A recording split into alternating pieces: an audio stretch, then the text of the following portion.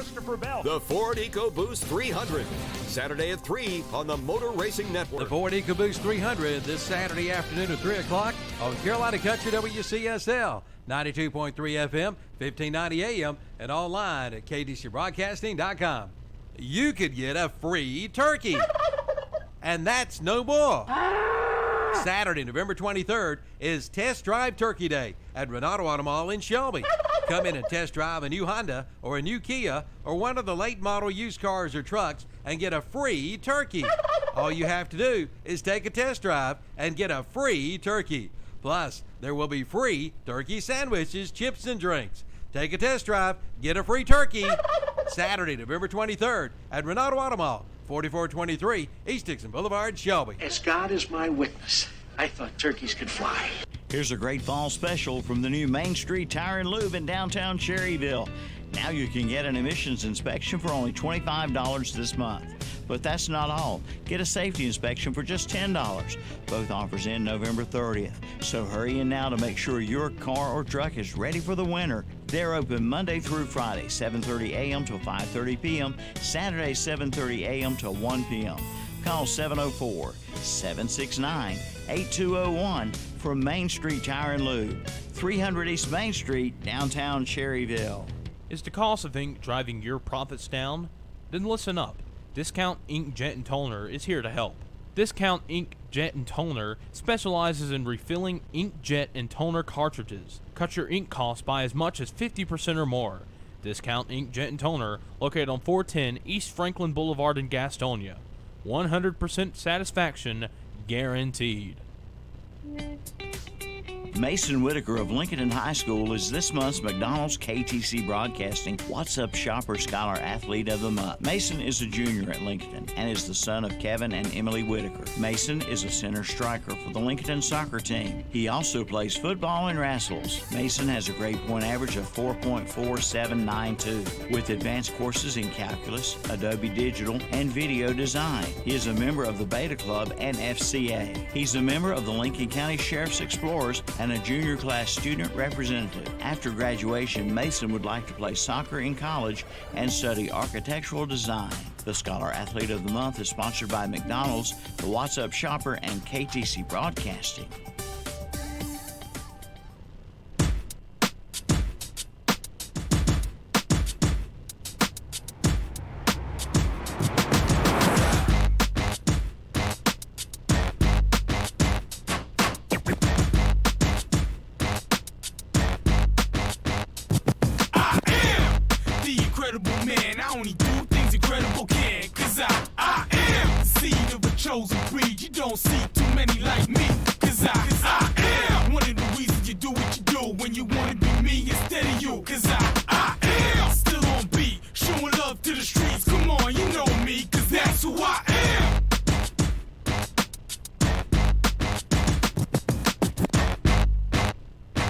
Good morning, KTC Broadcasting. I can't do it, to be honest. Every time I do it, I want to do the Good Morning Vietnam. I just don't do the Good Morning Vietnam. I can't find the right word to replace Vietnam. Yeah. Saturday Morning Sports Talk with Kevin Hastings, Terry Reinhardt, and Tom Stefani.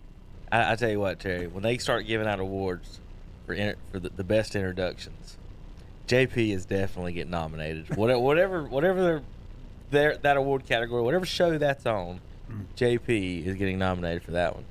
I wish. I'm not sure that's an award. Yeah. Good morning. Or the strangest. Strangest award. I can understand that. Good morning, everybody. It's breakfast time. Mitchem's Kitchen. Terry. Heck yeah. What you working on over there? I got some oatmeal, some liver mush, and some bacon and some toast, and it's I need to finish it. There you go. I had bacon, egg, and cheese on toast, my usual Saturday morning special. Bacon, egg, and cheese, Tom, straight out of the dog pound. If you watch it on YouTube this morning, got his Browns gear on. I've got my shirt. Where's your helmet? Terry, where's your helmet? Terry, look at this brand new Cleveland against the world. You're right. Sure, I got from the dog pound that Tom brought in. The guy selling those shirts, though, was funny. There was like, he was a $10 T-shirt. The man. homeless guy. He had all these shirts. He had free Chase Young shirts. He had all this stuff. It was great. So he says, all right, they're $10. If we win, everything goes up to $15 after the game. And then he told me, he says, they lose their buy. But I bought like three. I said, well, I mean, $10 is a good deal. I bought 3 of them. I bought my daughter a shirt, and Kevin got that shirt, and I got a shirt just like it. He goes, yeah, but I'll sell you to 10 again since you bought 3, but don't tell anybody else. Did you get your jacket? Free market, Tom. No, this jacket is that's probably older about 10 or 12 years old. But I wore this one. It was my lucky jacket that I was wearing during watching the game Thursday night, but it turned out not to be so lucky with the game. It's like you won the game and you managed to lose the game. Like Against the world, Cleveland against the world, folks. Well, live on YouTube, you can watch every Saturday.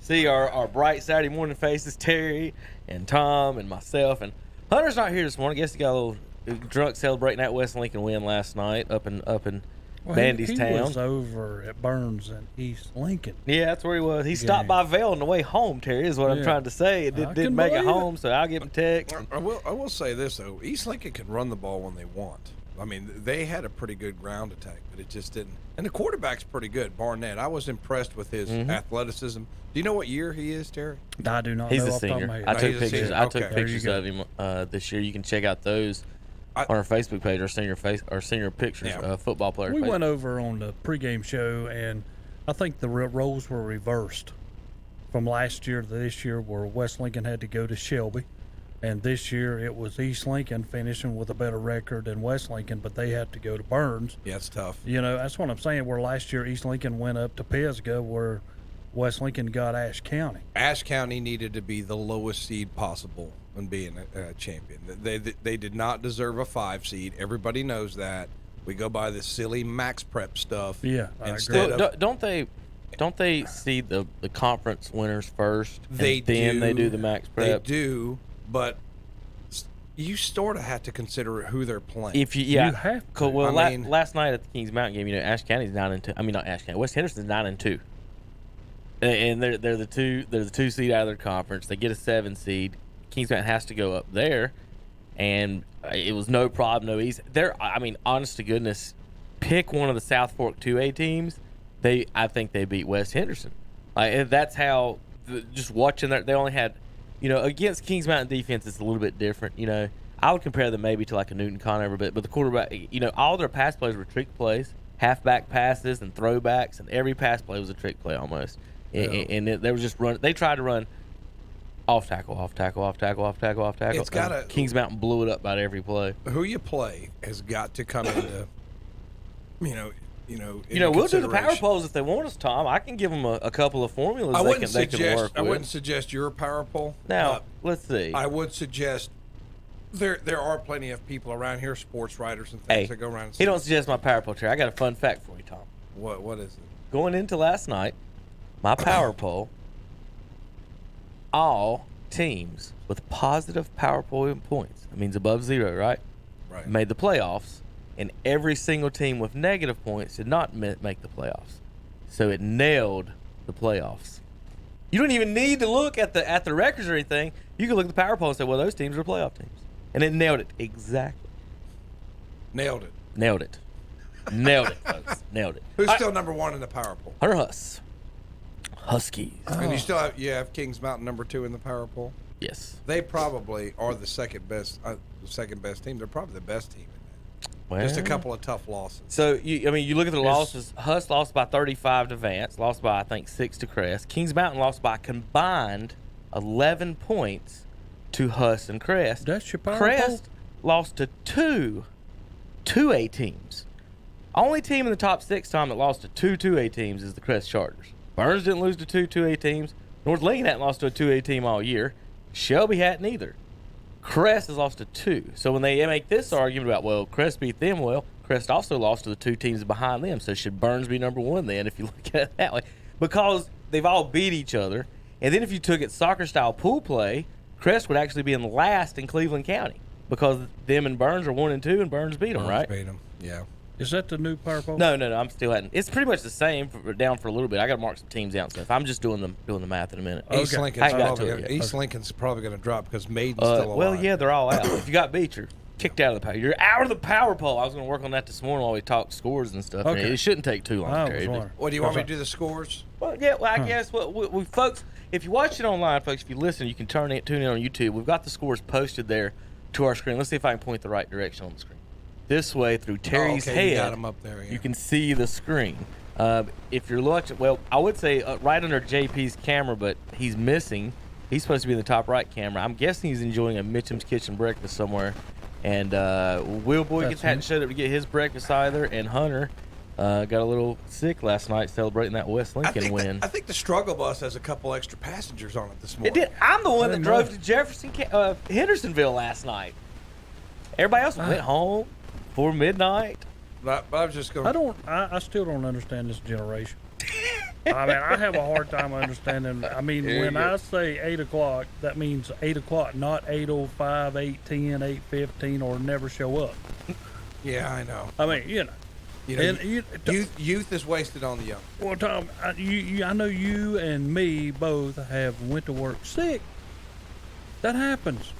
I have 230 sick days from the state of North Carolina. Well, there you go. And I would have more, but I gave my wife about 60 when my kid was born. So. There you go.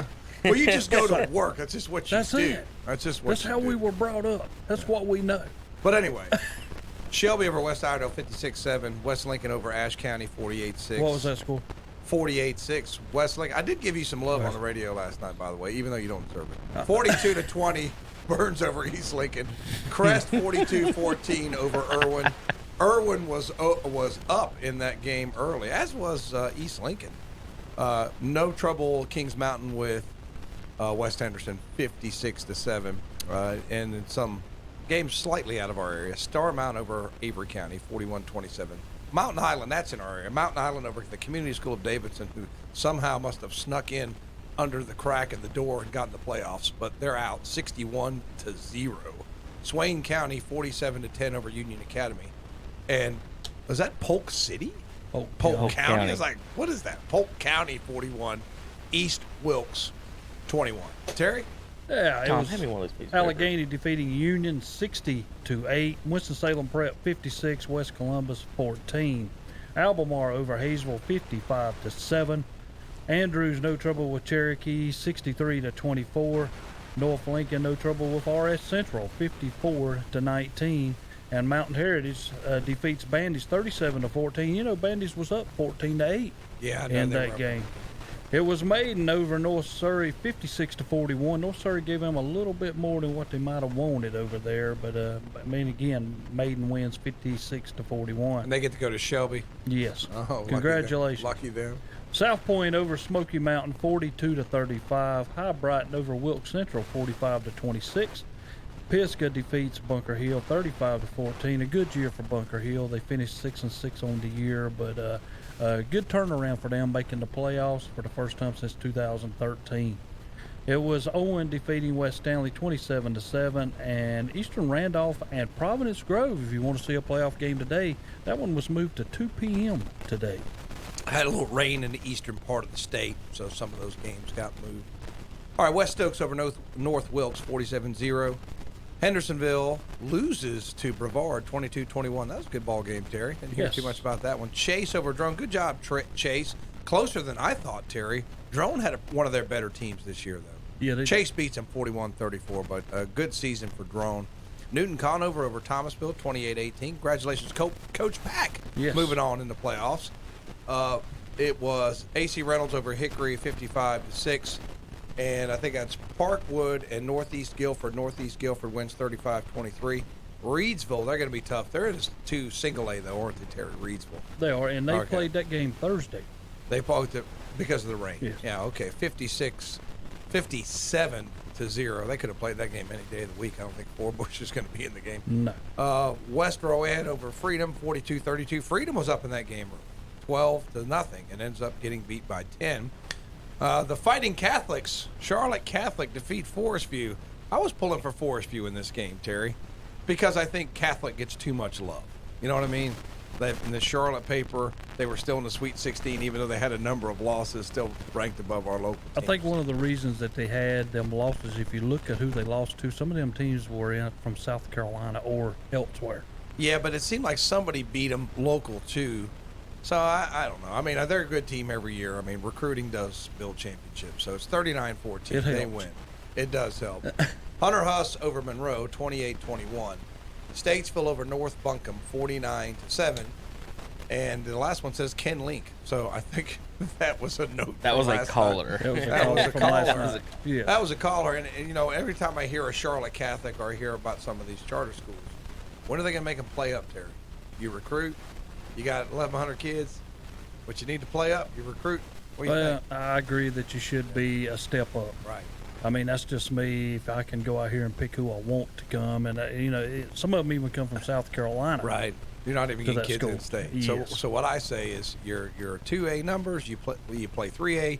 Your 3A numbers, you play 4. I agree. I mean, just level the playing field a little bit because, you know, we know there's some athletes swapping amongst local schools. Well, the thing, but there's just locals. The thing too. Well, I feel bad for the 1As, you know, and also the way they did the playoffs. You know, I think we all want at least a 5A, maybe 6A, and then figure out the charter situation. But you know, when you go 20, 30, 30, 20, now you've got buys in the 2 and you cutting out teams in the 1 and 4A with buys in the playoff spots, and then you're cutting out good 2 and 3A teams that are missing because they've been crunched all into those 2 divisions. And what people don't know, 60% of the teams. Well, you can sit over here. This will be better, probably. I think that appreciate Will it, Will. in the house. It's 8:18. It's almost time. You know, We're good. It's almost time for you to get back to work. Please, if you would, please. Thank you, sir. I want to address. It's 8:18.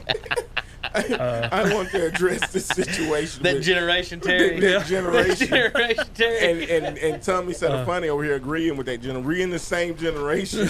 We went to school together. I don't think it was just so much directed towards you because It might have been. I think it was.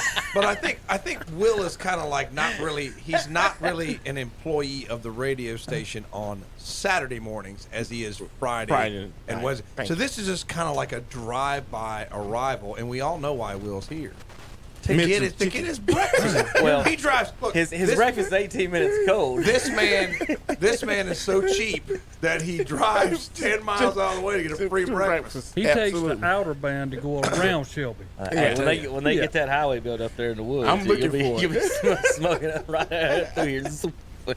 Well, good morning, Will. Good morning. I've enjoyed some of my breakfast. Tom's enjoyed all of his. Terry's about halfway. Most way I'm through going to have to his. start calling Terry Grandpa. Yeah. Because every time I hear about these, back in my days, I look at him walking to school with 10 foot of snow We and went stuff. to school up a hill in the snow, there and back home. It was uphill both ways. It was.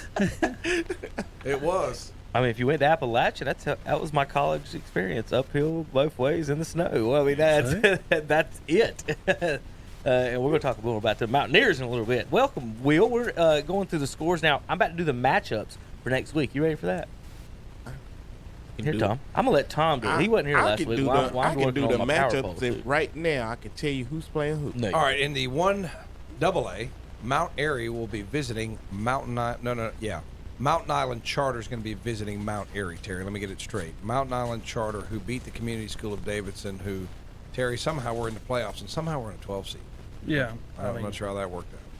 But Bessemer City will be hosting Swain County. Ooh, that's tough. That's the second winningest team in North Carolina to the west. It's going to be tough. Only behind Shelby, Golden Line. And Polk's going to Mitchell. I like Polk in that game, Terry. We'll see. Polk's had some good teams. You know, that's one of those, who you playing type deals.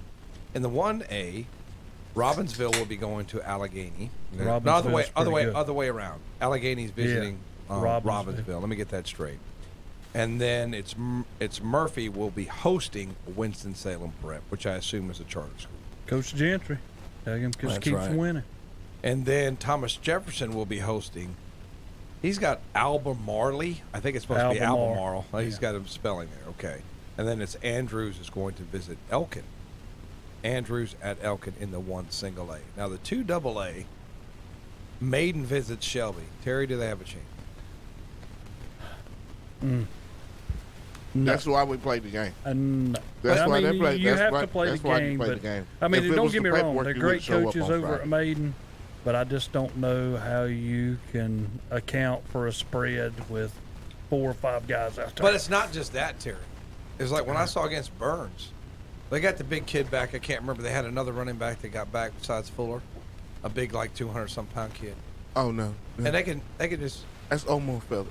And he can run just right at you. So, okay, you're gonna try to go with a bunch of defensive backs out here. You're gonna go dime on me. Okay, I'm just gonna run this big kid at you. Oh, you're gonna put another guy on the line of scrimmage, and you're gonna give me 1-on-1 with Mitchell. Okay, Yeah. we'll do that.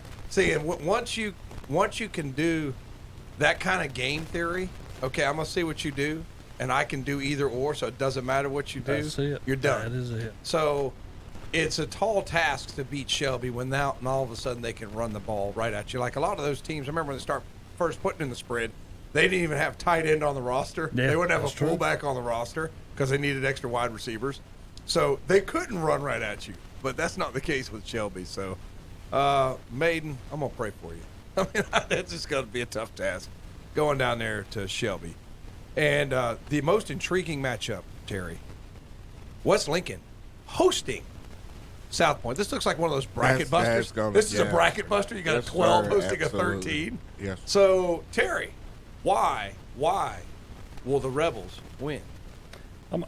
This game right here, and I'm going to say whoever comes out on the victory side of this game, I mean, don't get me wrong, I'm pulling for West Lincoln. I think this is a good matchup for West Lincoln. You got a 6-6 South Point team that is not top notch like they have been, state champions and stuff like that. I think we can beat this team.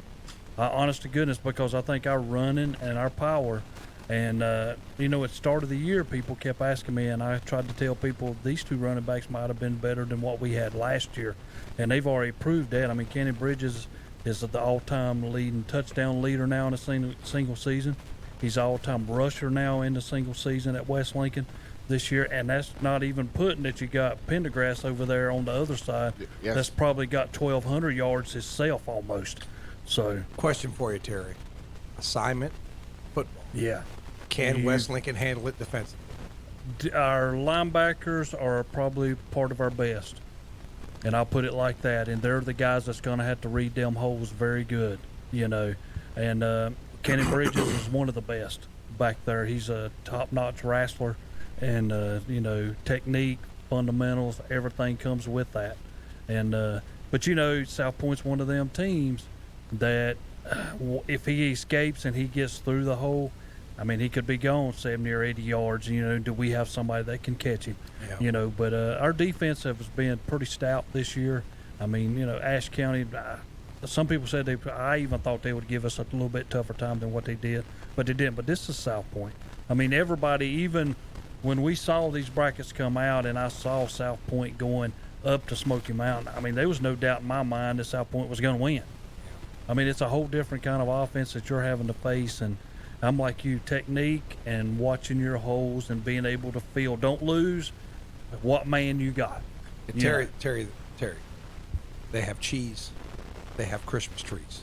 They don't have football players. That's Ashe County. Come on. Yeah, that's true. That's true. You don't go to Ashe County to watch a football. You go to Ashe County to get a Christmas tree. Send your hate and love letters to That's- Tom. What? 1313 Mockingbird Lane, Cleveland, North Carolina. Whoa. All Yeah. right. But High it- Brighton. And we'll Tom host- has a plastic Christmas tree, I bet. I do not. I do not. I do not. He'll not get one this I year. don't know if they. He'll definitely I don't know have if to they- get one this year. I don't know if they advertise in the WhatsApp, but I always get mine right there locally in Shelby from LeGrand. It's a mile from my house. I shop local, Kevin. Spake Christmas trees here. Spake Strawberries and Spake, Christmas right yeah. down Spake the does road. it too. If Do I didn't get- advertise in the WhatsApp shopper, you check them out. I will buy my stuff local. You know why? Because local money builds a community. You're Kevin. saving gas. Don't lie to anybody, Tom. You want to drive up there to And I get cut in hate- Ashe County for your football comments. One girl in my class found out, and I was talking about, I don't know how I was talking about Ashe County. Oh, we were talking about voting in elections and counties that matter and counties that don't matter in North Carolina. And I did say, they were talking about Buncombe County and why it was blue instead of red. We can discuss why it went Democrat. Then we went to Ashe County. I was like, no, nobody lives there. And one girl went, my grandma lives there. And I said, really? Do you go up there to get cheese and Christmas trees? And she went, yeah, we do. I was like, that's what you go to Ashe County. So no disrespect to the good people of Ashe County. Anyway, hi, Brighton. That's a good way to come off of it. You sure? Yeah. It's not disrespectful. Don't cover the hole up, you Doug. All right, let's move on. You dug your hole, might as well. Let's talk about some more good people. The good people of High Brighton. Just let me know how that dirt He was feels just for supposed that to read the blanket. pairings. All he was supposed to do was read the pairings. This is why you can't leave Tom in the station with the liquor cabinet unlocked. And gave him the floor. All right. High Brighton, Burns, Terry. Ooh. I will say, why will High Brighton win? And then I'll tell you.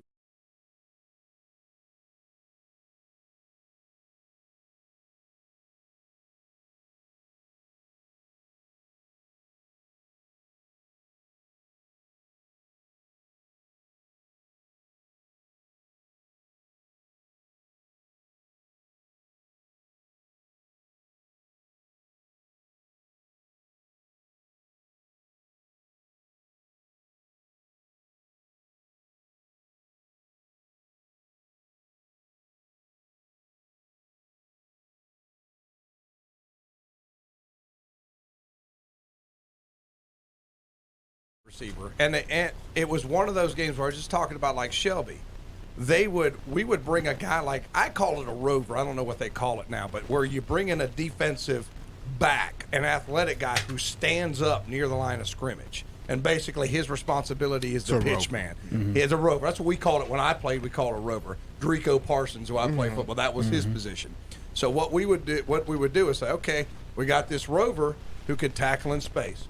All right, you're going to put him, then we're going to run right at you, 20 yards. Okay, we're going to bring in the extra defensive lineman, and now you're looking at a 5-man front. Okay, now we're going to go to the pitch man on the outside. And then we're going to hit you over the top because they had the good wide receiver. And I'm going to tell you what, Terry, they just had too many weapons. We could not, every time we adjusted, they were like, okay, we'll counter adjust. And when you can't stop both, you're done. And that's kind of what happened to us defensively. But I don't know if High Brighton has that caliber of athletes this year. You follow it a little bit more than me. The only team they lost to was Alexander Central at the start of the year, and Alexander did get beat last night and got knocked out of it. High Brighton's had no trouble, which, sometimes, and we always said here, looks like we said a while ago, and you were saying you need to look at who you play. Because in this conference, they was Bunker Hill and Drone, who was second in that conference, and they're not top-notch teams every year in, year out. So High Brighton's went through this conference for the last 4 years now, without a loss. To them, it's just like a cakewalk until we get to the playoffs. But I think High Brighton, I think y'all and High Brighton's going to be one of them games that's very interesting to see. I think it's going to be just like you said before. But I am this year, and I took y'all last time that y'all went there, and you let me down. And boy. Yeah.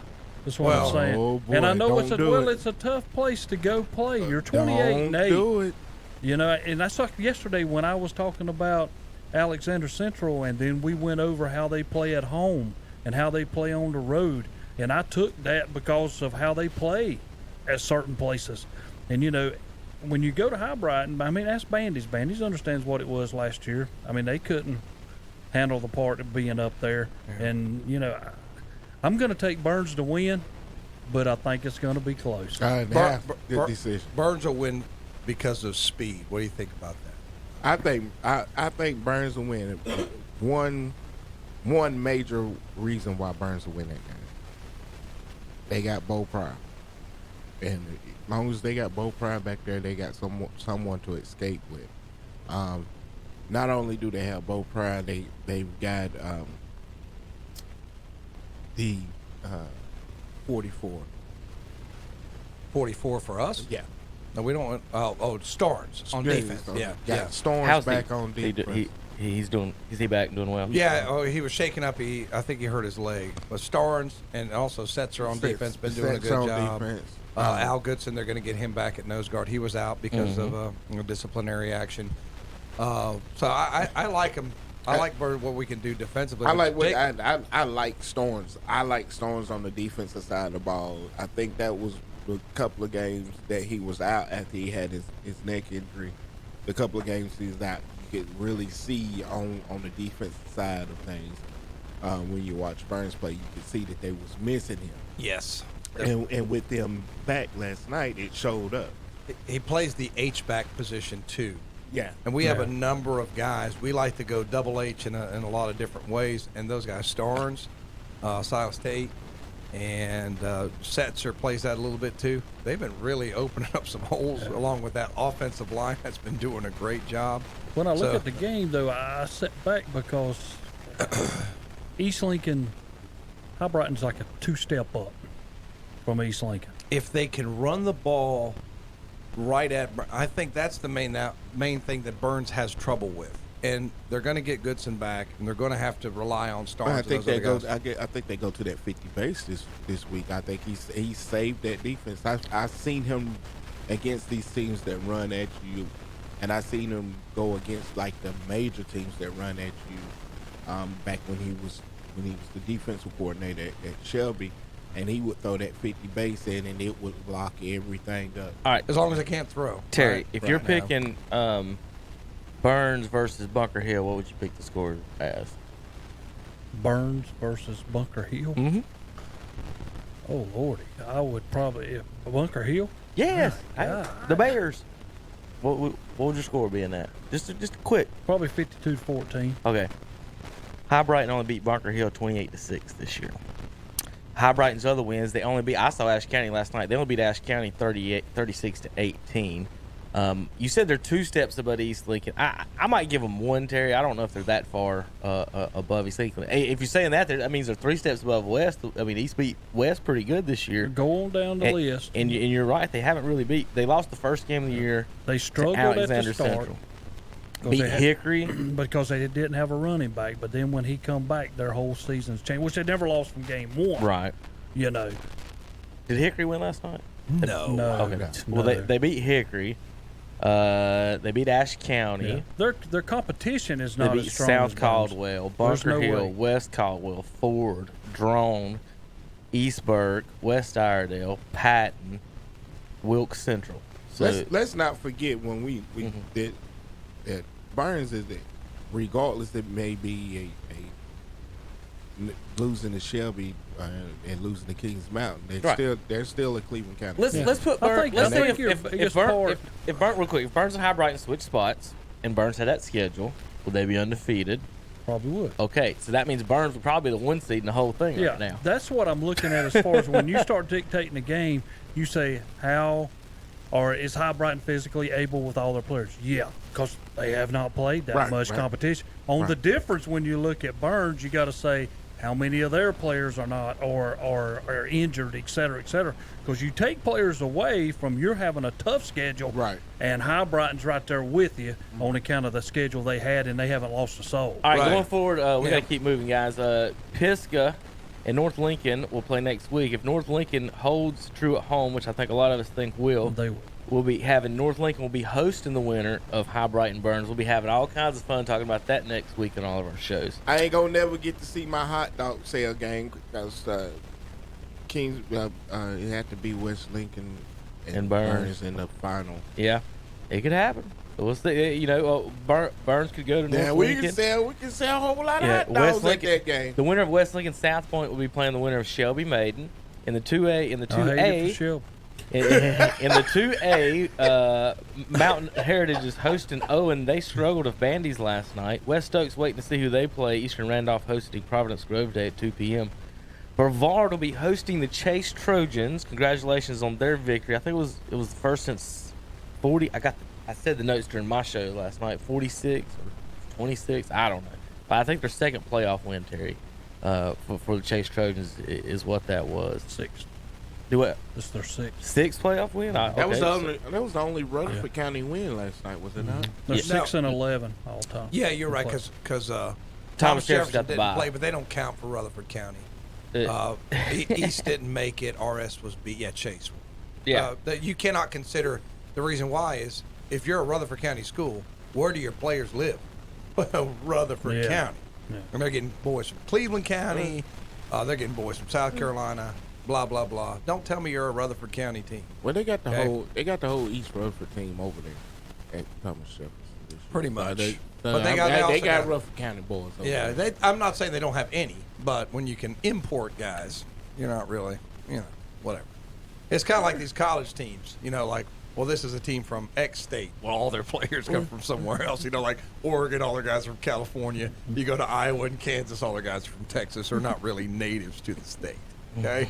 Let's go ahead and get that straight. Anyway, that's just my 2 cents. That's just my 2 cents. Tom is just a salty. I'm becoming a salty old man. Listen, you hanging out with Terry like way too much. Yeah. All right, the thing I was looking at, Terry, last night was only the 4th time in Chase history where they played on November 15th. They defeated Watauga in 1968, lost to Bandy's in a disputed field goal in 96, and then 2002 lost by 1 to South Robertson. I think Austin Babe some of these stats. Let's see. So he was at the game last night, and we were using his tweets. I do want to thank him over the air for that, and everyone else who's sending in the scores. All right, the rest of the two, we got to get through this to the next break. Gosh, we're way behind.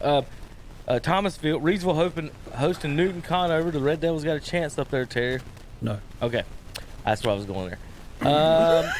Kings Mountain at Statesville. Last week, Will said the Greyhounds are going to be in trouble if the Mountaineers head that way. You still feel the same way? Absolutely. They welcome to the playoffs. This is your reward for making the second round of the playoffs. You get to play one of the best teams in the state. AC Reynolds will be hosting Northeast Guilford. That'll be a good game. If Kings Mountain wins, they will be going to one of those schools. Kings Mountain, the Road Dogs this year, after losing 2 games this year by a combined 11 points. Hunter Huss, the 4 seed, hosts Charlotte Catholic. That's tough. Next week, y'all gonna have fun on the pregame next week. Hunter Huss. And Terry, how bad is West Rowan gonna beat Crest next week? I think it'll be a good game. Crest are gonna come out on top. I didn't see it. Well, I keep looking down. I saw 14-0. What y'all doing last night? he don't answer what was going on. Man, there. you better go. Chris cannot start like go. You better go to break. Yeah. You need to just get on out of here. You need to go ahead and go on the break and get out of there with that. I'm glad you don't have your 75% hat on today. You see how he wears that thing? That hat, he walks around with this hat that's only 3/4 good. You know why that? It's green. That's good. It's yellow. That's good. It's got a big giant C on it. That's good. But there's no buzz in the hat you wear. There's no buzz. You always forget the B. You walk around in this hat and you forget the B. Whoever makes y'all's hats run out of stitching, I guess. I don't know how that works. First of all, the there. hat that I wear in here is a Green Bay Packer hat. And it's never halfway good. It's always good. Oh, that hat. It's a 13-time That's a world toboggan. champion We're in North hat. Carolina. That's a toboggan. Ain't no hat. Yeah. They call them hats in Cleveland, don't they, Tom? Ain't that what they call them up north? Where Tom's from, they call it hats, and they call it the Appalachians. Appalachians? Yeah, and then they have the audacity. State. Then they have the audacity to tell us at Appalachian State that we're pronouncing it wrong. At the college, we're the ones pronouncing it wrong, not the Yankees that don't live in the mountains. Tom, Appalachians. I had to give it some shots. All right, let me give you the top 10. Are we really talking about hats? Yeah, top 14 we have left in the playoffs, guys. At number 14. Oh, by the way, raise your hand if your team had a bye this week. Was good enough to have a bye this week. Let me put it that way. Thank goodness you play 1A. Thank goodness you play 1A. Listen, if y'all play, keep on running. We'll try. Y'all can play 4A if y'all want. See if you can get a bye. Y'all can volunteer. 14. All right, still in the playoffs. The Best City Yellow Jackets with a bye. At number 13, the South Point Red Raiders with 5 power points. At 12. Good Lord. There's 7 power points. With 7 power points, that's why I said that. Mountain Island Charter with 7. 1 point above them, Thomas Jefferson. And right above them, at number 10, the Newton Conover Red Devils. Devils with 11 power points Red Devils. on the season. Above the Red Devils, at number 9 in today's power poll, it's the West Lincoln Rebels. West Lincoln with 12 power points on the season. They're 2 points behind the Chase Trojans on the season. What a season the Trojans had this year. 10-2 so far.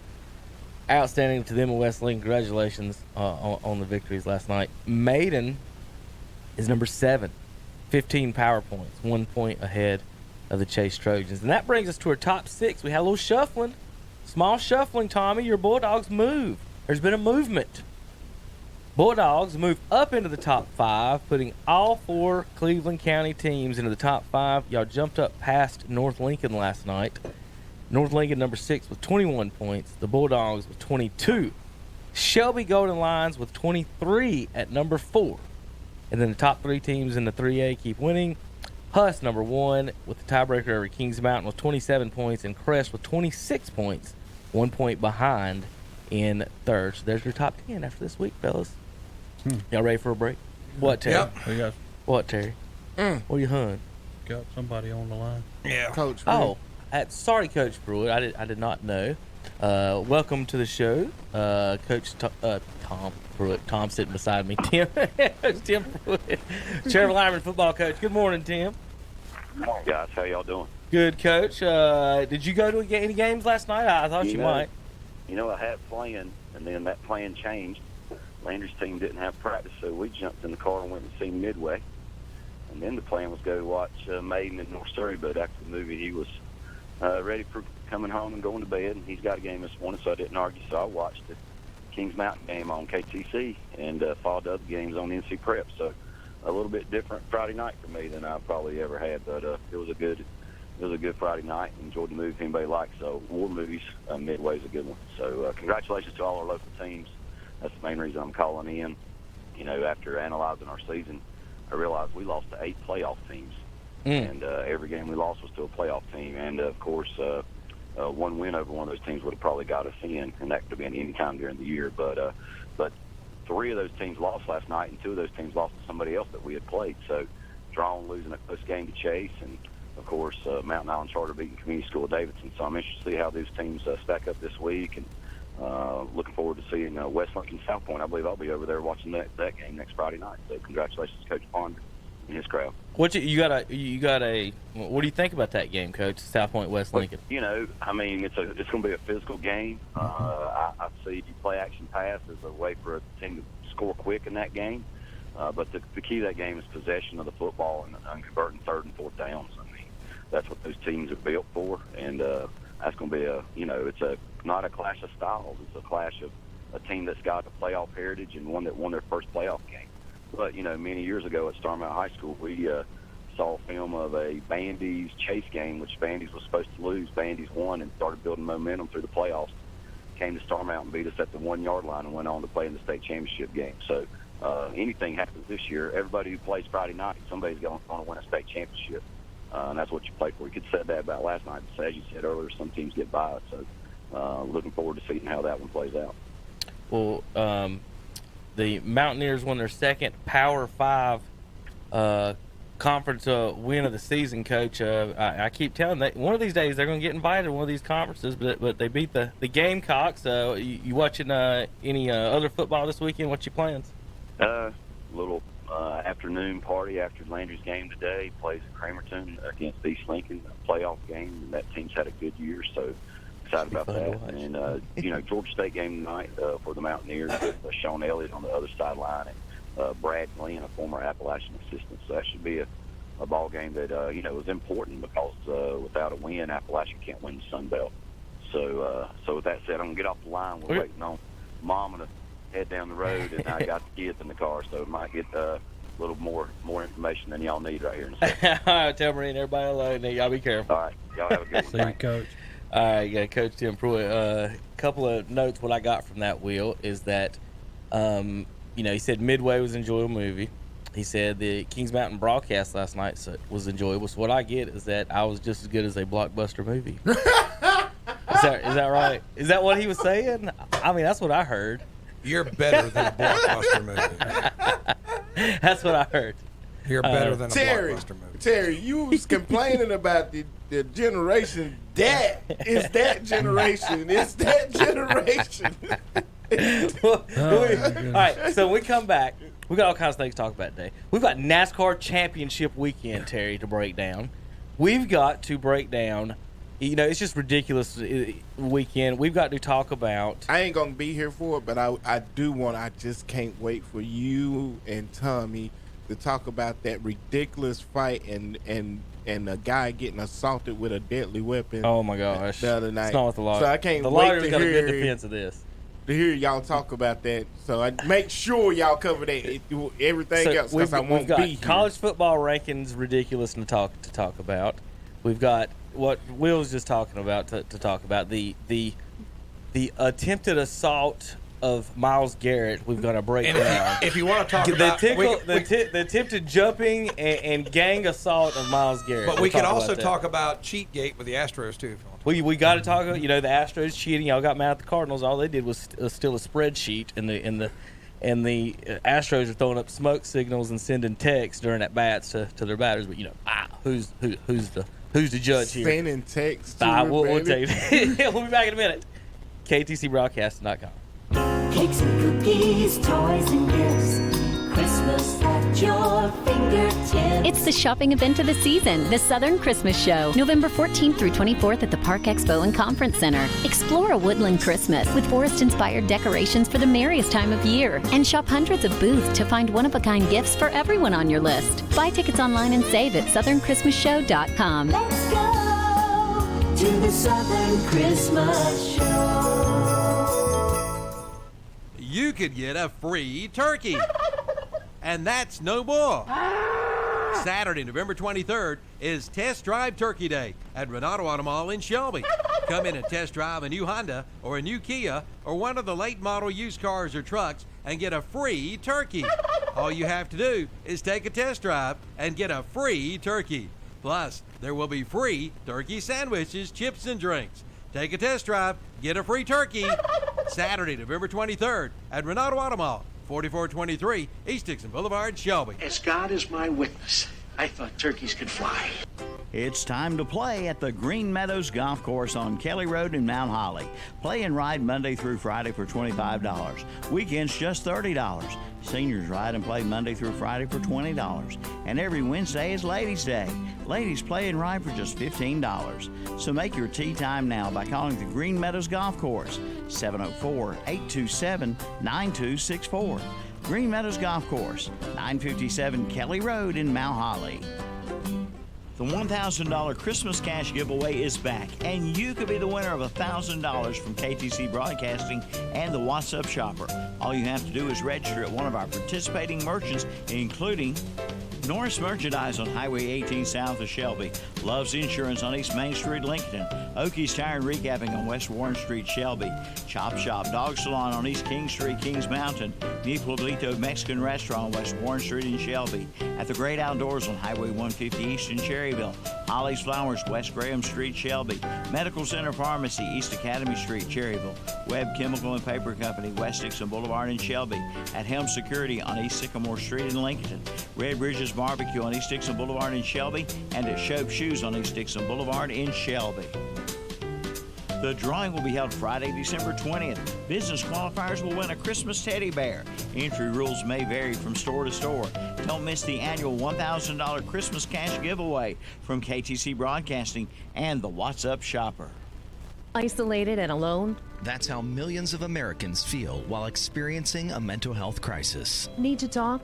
Our providers love to listen. Call us now at 1-888-235-HOPE. That's 1-888-235-4673. Partners, improving lives and strengthening communities in North Carolina. 1-888-235-HOPE. 235-4673. Join us every Sunday at 11 a.m. for our Sunday morning worship services.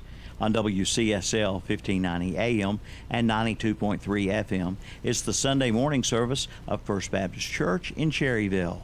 On WLON 1050 AM and 107.5 FM, it's the Sunday service of the Covenant Bible Church in Lincoln. And on WOHS 1390 AM and 101.5 FM, it's the Sunday service of the Calvary Baptist Church of Shelby. Join us each and every Sunday morning for our Sunday morning worship services on The Boss and Carolina Country. And welcome back to Saturday Morning Sports Talk with Kevin and the gang. They're going to turn themselves on eventually.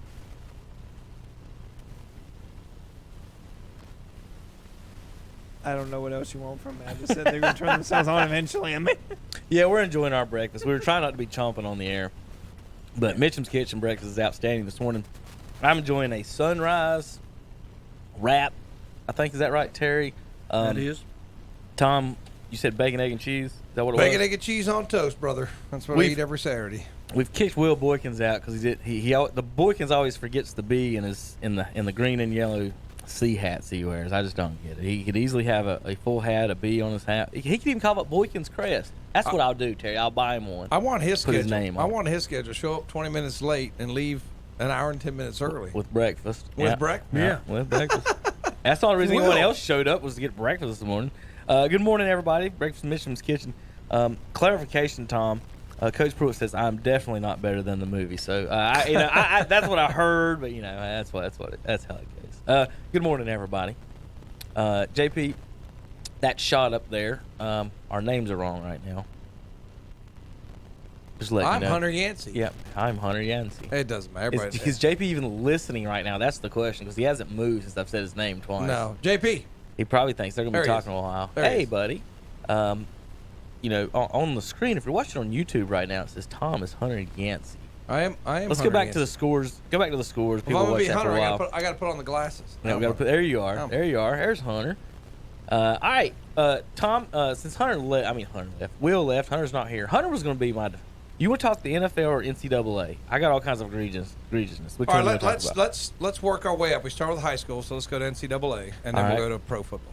All right, NCAA rankings. Once again, NCAA proves to me why I hate the sport.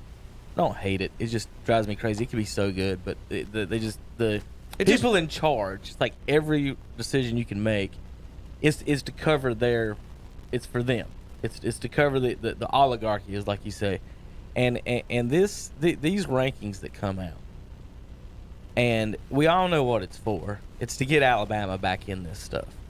So I went down the list. Now App has 2 Power 5 wins, and I'm not. This ain't about App, but I'm just making a point about these conferences when they talk about these teams, about how good they are, how good these conferences are. Here's teams. Other teams in the Power 5 conferences, how many Power 5 wins they have. Now, App's got 2, right? Mississippi State 1, Ole Miss 2, Arkansas 0, Kentucky 2, Vanderbilt 1. There's 5 SEC teams App has as many or more Power 5 wins. How about your Big Ten? Michigan State 2, Maryland 1, Rutgers 0, Nebraska 2, Northwestern 0. ACC, Duke 2, Georgia Tech 1, NC State 1, Texas Tech 2, West Virginia 2, Kansas 3. The Pac-12, everyone says they're not any good. I can only count 2 teams in the Pac-12 in the top 25, I think. Every single Pac-12 team has 3 or more Power 5 wins. The only conference that could say that. It's because they play each other. Well, what do you mean? Y'all don't play each other in the Big Ten? Yeah, but we've got really strong teams and then teams that lose every week. Well, so my point is, App has 3, 5, 10, 13, 16 teams in the Power 5 conferences. The App has just as many Power 5 wins, and they only play 2 teams.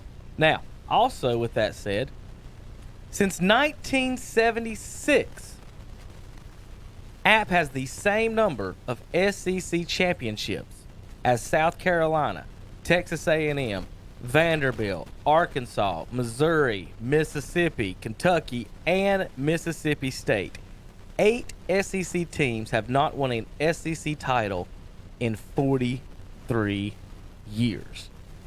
So, throwing a little fire and shade at the people who will say, well, the conference matters, So then what I'm getting at is you look at the top 4 and 5 and 6. Ohio State 1, Clemson 2, Clemson 3. LSU 1, Ohio State 2, Clemson 3. Georgia at 4. Georgia should never be number 4. Alabama at 5, Oregon 6, Utah 7, undefeated Minnesota. Now remember, the team they beat was ranked 6th before they beat them in their conference. Everybody said Minnesota hadn't played anybody, and then they beat the 6th team, and they put them one spot ahead of them, 8-9. They don't even get to the 6th spot. Why wouldn't they just switch then? Because that's what they should have been, right? Just switch spots. But they jumped 9 teams. And that's the problem with the rankings coming out early. You have to say you have to jump 9 teams when maybe, in fact, the rankings were wrong and Minnesota should have been 6 and Penn State should have been 13. See, but this is going to take care of itself. If Minnesota wins out, they will be in the national championship playoff. I mean, it's that simple, Kevin. It doesn't matter where they are. I know that. But if Minnesota loses one game, will Penn State be ahead of them? Yes. Why? Because why? Same conference, they beat them. Why would Penn State be ahead of Minnesota?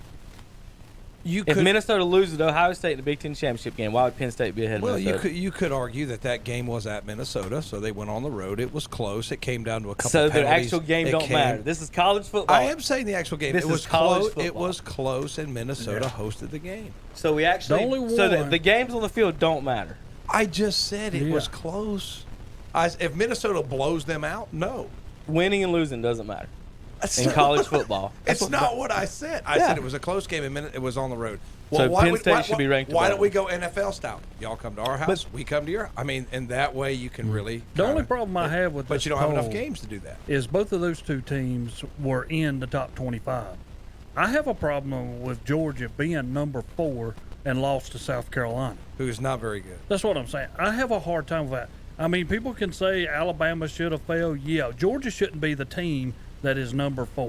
Yeah. They lost to South Carolina, somebody who's not even in your top 25. Yeah, but they were one drop pass away from beating Appalachian State. Yeah. I mean, I think they threw it. I think Kevin Hastings had one of those little laser pointers and pointed in the guy's Listen, face. I can't even make an argument. I can't make an argument if I'm being told that Penn State could be ranked above Minnesota if they have the same record. I come in here every week. Minnesota beat them. That's just the name. That's the North Carolina NC State problem. It's about their name, is it not? If Penn State wins out, they will have a win over Ohio State, and they will also have a win in the Big Ten championship game. Wow. So you have to rank Penn State above Minnesota at that point. Well, my whole question for you, and I'm not a diehard Big Ten. Oh, that's obvious, thing. Terry. You don't have to because clarify I that. come in here every week and I'll say Penn State's overranked. They are. I will say that with the Penn only State, team out of the Big Ten who needs any recognition is Ohio State. The rest of them, you got to earn your spot. And it's not earning your spot from coming from 17th all the way up to number 8 when you win one game. Well, I tell you what, who scares me the most in the Big Ten right now is Michigan. Michigan's getting a little better. Can we call the New York Giants and see if they're willing to give back that Super Bowl to the Patriots? Because the Patriots were the better team. It doesn't matter who won on the field. It was only by one touchdown, a miracle throw, caught off the helmet. And to me, I just think that, that's the best football team I've ever seen. And it's a shame that we don't vote and give the Patriots the Super Bowl. That's different. That's the last game. It's different. The Super Bowl. It's different. If we voted in the NFL, the Giants wouldn't have even been in that game because they were a wild card team. They were like 8-8 that year. Yep. They would have not even made the playoffs in the college football But format. I'm just telling you, the last game means more than a game. Does your name this is the question? Does your name mean more than your win sometimes? It plays into it. Because if North Carolina that's in everything. If NC State and North Carolina goes 10-1, they don't get in the top 4. If Florida State goes 10-1, they're in. I don't understand that, and I never will. And you can't tell me why that makes any sense whatsoever. Because then, if you think about it, if Florida State goes 10-1, that means they beat North Carolina. But if North Carolina goes 10-1 and beat Florida State, they would say, "Well, it's a down Florida State team." Well, this is what is that not right, Mr. State fan? In Kevin's world, what it would be is you would take your top, your Power 5 conference champions, and then here they are plus 3, and just play it out. LSU's in right now, 1. Ohio State's 2. Clemson 3. Baylor 4. And whoever else, who's the other 5th one? The Pac-12, whatever. Utah 5 or Oregon 5. Whichever way you want to do that, that's how I think it's the fairest. Shouldn't the one, if you're a Power 5 school, I mean, what's the point of you being in it if you're even in the Pac-12? If you're not going to, if you're not in it in the Pac-12 or Big 12, you're not getting in the playoffs unless you're undefeated, unless everyone else loses too. Because if you have 3 undefeated teams, I mean, it's not fair to the teams not named those top 12 teams. And you see it in the Minnesota Baylor down there at 13 undefeated. If that's at Oklahoma, where Oklahoma's 8-1 and they're ahead of them. If Oklahoma was 9-0 right now, where they really ranked? their defense looked really bad at Kansas State, didn't it, Terry? Really bad. Jalen Hurts looks good, but their defense is suspect to say the most. I mean, Kevin, you got a decent argument here, but under the current system, it's always going to matter that you know we are Penn State and we have that name, we have that reputation. Georgia.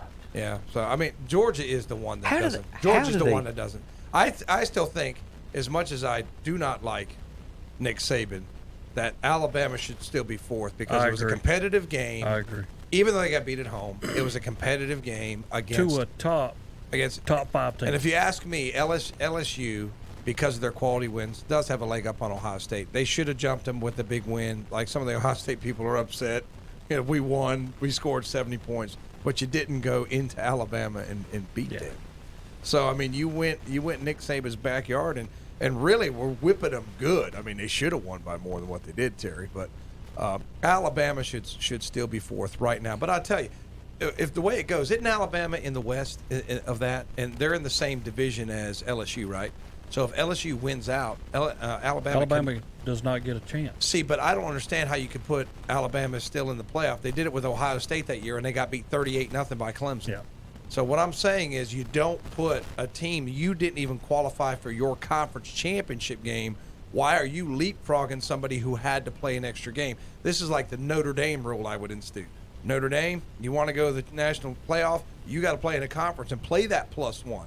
Because you might say, well, you know, like who did Clemson play? Pittsburgh last year. Okay, well, we all knew they were going to be. But what if something happens? What if Etienne gets hurt in that game? What if Lawrence gets hurt in that game? That's not fair. Do you think That's they not did fair. it? Do you think they got? I mean, listen, Georgia at 4. Do you think they got them above Alabama because of this right here? Because they're going to be playing each other in the SEC championship game, and then if you put Georgia behind Alabama and they win the SEC over LSU, now you're going to have 3 teams in the SEC in the Final Four. You're not going to put. I'm telling you, if it's LSU versus Georgia, one of those is getting in. Alabama's out. I'm just telling you, Alabama is out unless they can find a way to get in that If Georgia game. wins out and wins the SEC championship, all 3 teams will be in the Final Four. And I'll tell you what, it'll be a bloodbath all too. 3 because teams I'm gonna will tell you be what, in the Final if they Four. put 3 SEC, it It's will coming. be Look a at it. bloodbath. Because It will LSU's be a going to say, well, we bloodbath. beat Alabama, you can't take us out.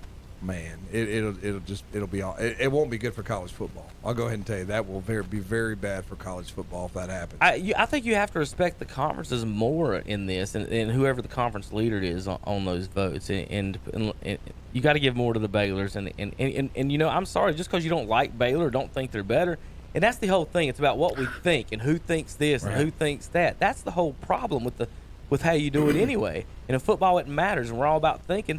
But if you go undefeated in the Big 12, I don't care. You deserve it. You won the conference championship. The conference champions, I think, matter way more than losing it, and especially not even making it to the conference championship game. I'm like Tom on that. If you are not going to even win your conference or even be in the championship game of your conference, you should be eliminated anyway. Yes. I think that should absolutely just take you away. But like I said, you got to put your guys on the field again. And you're going to tell me that Nick Saban can sit on the couch and watch the game, and none of his players are going to get hurt because they're all sitting on the couch watching the game too, while Georgia and LSU. Can you imagine how physical and how emotionally draining that game's going to be on those 2 teams? Somebody could get hurt, and you're going to say, well, because we don't want to make Nick Saban mad because he'll throw a little hissy fit, so we're going to let him in too. I'll tell you what, no. I would tell Nick Saban, no, sorry, you're not getting your in. opportunity. You had your chance. Sorry, Nick. Good luck next year. And I know a lot of them going to sit back and they say, well, I'm not going to put Baylor in because all they're going to do is score points. Well, the LSU-Alabama game was 46-41. The defense was terrible. The defenses were terrible in that game. You know what I'm thinking? The SEC has sort of turned it into the old WAC conference where everybody scored a bunch of points. So, I mean, you got to play a little defense. That's one thing. I know you hate on the Big Ten, but they have had some good defensive games in the Big Ten as opposed to these SEC. And they're very good on offense. So, I mean, you know, they're very good. Of course, LSU had to go up to Ohio and steal Burrow to get where they are. So just don't forget that. But 46-40 in an SEC game. Remember about 10 years ago, those games were 13-6. Yep. You're right. So it's changed a lot. Makes for more entertaining. But what have you? Do you always like said? that though? See, I'm the very opposite. Really. I'm the very opposite on it. I'd rather see a 13-10 game where every play means something instead of me dropping back throwing 80-yard bombs. Instead of like going to the refrigerator and coming back and there's somebody doing an end zone dance. Yeah. It's like what just happened? What just happened? You can't even go Terry, get some nachos. Do the voters hold it against App State for losing to Georgia Southern? Yes. Georgia Southern beat App. I think the problem with that Appalachian game, though, beat. here's your problem with that. I think it's the problem that Georgia Southern went there, Right. played them in their type of weather, Right. snowing and all, Right. and come away with a victory. Well, and then App went to South Carolina, went to their house in Columbia. And beat the backups who dropped a pass. And beat them. Yeah. South Carolina beat Georgia. So if you're going to hold, why is Georgia not held accountable for their loss? If they lost to should South be. Carolina, We all agree with South that. Carolina Yeah. lost to App Well- State. App lost, it's so selective on who. It But depends you on can't who you are. You give either say, App a lot of credit because they beat a North Carolina team that is 4-6. I agree, but they also got more. I just told you they got more Power 5 wins than 5 ACC schools. I think what the saving grace of Georgia, I think why they're not holding that, Terry, it's a conference rivalry on the road, and it was a close game. So that's why they're not. Oh, what about Georgia Southern Appalachian? They're not conference rivalries on the road. Georgia Southern has the 6th most national championships in America. I've never hated on Georgia Southern. I'm just, I know, I'm not talking about you. I'm Yeah. talking about the And what's voters on Georgia how Southern's that record? happened. Are they 500? Yeah, they're above Yeah. 500. Yeah, They're third in the conference. Okay. Who plays a game on Halloween in the rain? E. Who plays a game on Halloween? Yeah. It's Halloween. Who? I told What are you doing? you weren't there that. I don't think you were there that Saturday, but I told everybody, listen, Halloween's like the biggest party night in Boone. Well, what else? We don't have nothing to do in the mountains for a year. Then it's a Thursday night. That's party night in Boone because everybody in Boone goes home on the weekends. So you doubled it, and then you threw a football game. Them boys had parties planned. You have no idea what they had lined up after the game. You know what? You know what party night is in Boone? Every night of the week. Yeah, that's you can do every that night. too. Every night. Of But the week. my big, we look at this every week. The schedules aren't fair, and then the rankings aren't fair because these teams schedule these, out of conferences, and then you say, well, for say Ohio State or someone else, they say, well, who did they beat or who did they lose to? And then they'll look at North Carolina and say a different argument and say, well, who did they lose to and who they beat? But it's a different argument about. That's what I was saying about the App lost to Georgia Southern, they lost to South Carolina, they lost to Georgia thing. I don't think Georgia has any argument right now to be maybe even in the top 10. I don't even want to put them in the top 10 right now, really. Yeah. But I tell you, if they stay where Out of they fairness. are and they win their side and they go and it's competitive against LSU, I guarantee you they're in. I think the worst So thing many about that participants- I if it's look at competitive. when I watch That's- that game, They can't take That's so they take it into stupid. consideration. That's so stupid. Georgia playing South Carolina. Win-loss. Georgia had every opportunity to win that game, and they couldn't. They had multiple chances to win that game. For a and pick six. Yeah. Yeah. So, I mean, that's why I would not even have them in that. I mean, they are the most overrated team that's in the top 4 right now. I think they should have stayed with Fields. I think Fields is better than Fromm. I mean, I think they made a mistake there. I mean, I realize not that Fromm's bad, but I if mean, you I look wish Hunter was here. He'd be telling us the very opposite. But No. Hunter, I think, agrees with me. I think Hunter says that they let Fields get away, but you have to make a decision like Ohio State did with Haskins and Burrow. They went with Haskins. Look what Burrow's doing. Yeah, In the there back of you your go. mind, it's like maybe we should have kept Burrow because Haskins is like, I'm going to get paid, and Burrow could have still been there, but they got lucky in getting Fields, so it all worked out. But it's Georgia. I got some friends that pull for Georgia, and I sort of got a little bit of sympathy for Georgia, but number 4, no. But I'm telling you, and I know Kevin says competitive shouldn't matter, but when Ohio State went on the road and got smacked in the face at Purdue, it wasn't competitive. Purdue just beat them like a dog. They held And that was against it. y'all. And that was it. And they don't against And it was Georgia. it.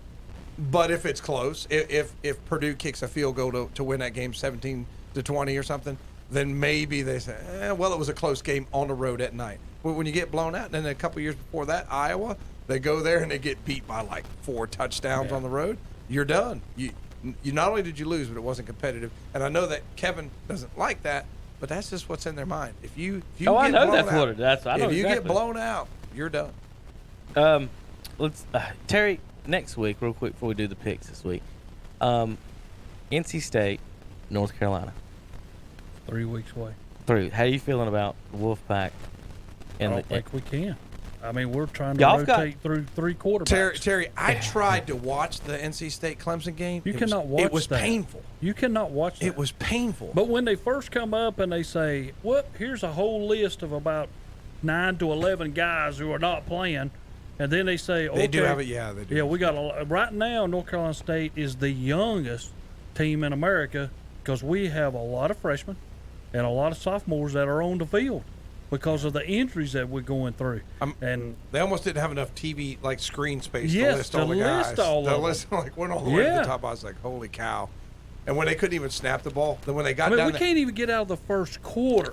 Now y'all y'all got the same number of wins as North Carolina.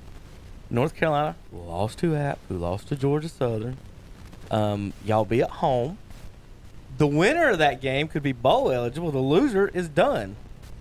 You better win another game or so. Well, before you North think Carolina's about got Mercer or somebody like that. Yeah, that'll be one for y'all. We got Louisville, that doesn't Georgia count. Tech, and then Carolina. Mercer's not doesn't count towards your bowl game. I don't know what the rules are, but North Carolina's got to beat State to get in the bowl. And before we go to the picks, I'm going to get it in, and I've got to squeeze it in. North Carolina and Duke down here, not probably going to be bowl eligible, losing. And my point is that Duke's quarterback completes 60%. Carolina's quarterback completes 61%. Here we go again. Both teams' starting quarterback, who's playing linebacker, completed 59%, only 1% less, and was told he couldn't play and wasn't good enough. Georgia Southern's quarterback went 1 for 4 and beat one of the top 25 teams in the nation. 1 for 4. Don't ever let anyone tell you can't do something. Now let's pick some games. Everything comes back to that. Hey, It's going to come back. It's kind of like you walk in the woods and you end up in the same place every time. When people tell you you're extremely wrong about something, you just got to prove them right over and over. Chaz would sit back right now and said Mac Brown made the best move for me. No. Whoa. Before we go That's there, all I'm no. Mac Brown didn't make that move. He thought he was transferring. They've had done the interviews. Mac Brown was surprised, came in and said, "What are you doing?" He said, "I'm moving a linebacker." Chaz Surratt did the best thing for Mac Brown and the best thing for North Carolina. Now, if Chaz was the quarterback, what would their record be this year? They're not even bowl eligible. They're going to win the same number of bowl wins if Chaz was the quarterback or if this other kid was the quarterback. And probably they would have probably been worse because they wouldn't have had him at linebacker and they'd had a worse defense. So, yeah, Duke in North Carolina, y'all made some mistakes, I think. He would be the quarterback at Duke. Cutliff had him there. He wouldn't be playing linebacker there. He's pretty good linebacker. Yeah, he is. I didn't ever say that. I didn't ever say that. He's an outstanding athlete. Sealed that Duke game. And I texted Kevin. I said, that's why Kevin goes, what are you talking about? He's not even watching the game. Have you not heard that breakdown of that one? What? You want me to give credit to a linebacker who made a game for standing still. He had a running back hand him the ball, and you're saying that's the only linebacker in the nation that could have made that play. That's not what I said. That's the only one. That's not what I said. If he wouldn't have been standing there, the other 5 linebackers on the team would have dropped that pass. But guess what, Tom? If Duke had a good quarterback, if Chaz Surratt was playing quarterback, they wouldn't have been having a running back throw a pass. But I think what makes Chaz so good at that, because of his experience in offense, that position is basically the quarterback of the defense. I think that's why he's so good at it. Yeah, he's I really agree. good. Yeah. All right, Kevin, let's do some picks. Alabama by 18.5 over Mississippi. Yeah, they win. Indiana by 14.5 over Indiana. Penn State over 14.5. Where's that game being played? Where? In Pennsylvania. Okay, got to go with Penn State. 28 degrees in Penn State. Florida at Missouri. Florida by 6.5. Wisconsin 14.5 favorites over Nebraska. Wisconsin, even though they're struggling now. That'll be closer than that'll be close. Points. Michigan State 13.5 dogs to Michigan. Michigan's playing good ball now. Michigan might be the second best team in the Big Ten right now. Kansas at Oklahoma State. That's not a top 25 game. Hey, we got a top 25 game. Look at this. What a matchup. It's crazy. You don't see this a lot in college football. We got a top 25 matchup, guys. Notre Dame hosts Navy. 7-2 Notre Dame. They're favored by 7 against the Midshipmen. I'm going to be honest. Navy should be unbeaten. Right. The game they lost, I forget who it was against, but I watched part of that, and they should have never lost that game. Yeah. I like Navy. I think Navy's going to beat them. Triple option. It's going to give Notre Dame some very problems. tough to play. Yeah. All right, ACC two best teams according to the polls. Wake Forest at Clemson. No chance. Yeah, it just Clemson's been playing Now, angry. wait a minute.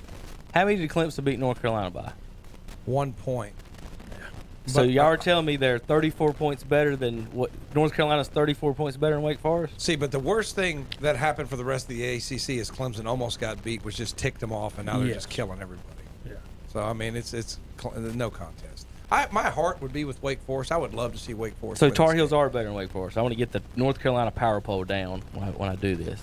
So it's not what we said. Wait, that's what I'm getting. If App, then North Carolina, then Wake Forest, right? Not what I said. Well, y'all there's 34-point favorites Am I against Wake correct now, Forest, and Sage North is Carolina not only got playing? beat by 1, right? Yeah, he's done. Yeah. Yeah. 34-point favorites. So North Carolina's better than Wake Forest. Wake Forest beat them. What happened to what matters on the field? That's what I'm asking you. I can't figure this out. I can't figure out college football for anything. We have different rules.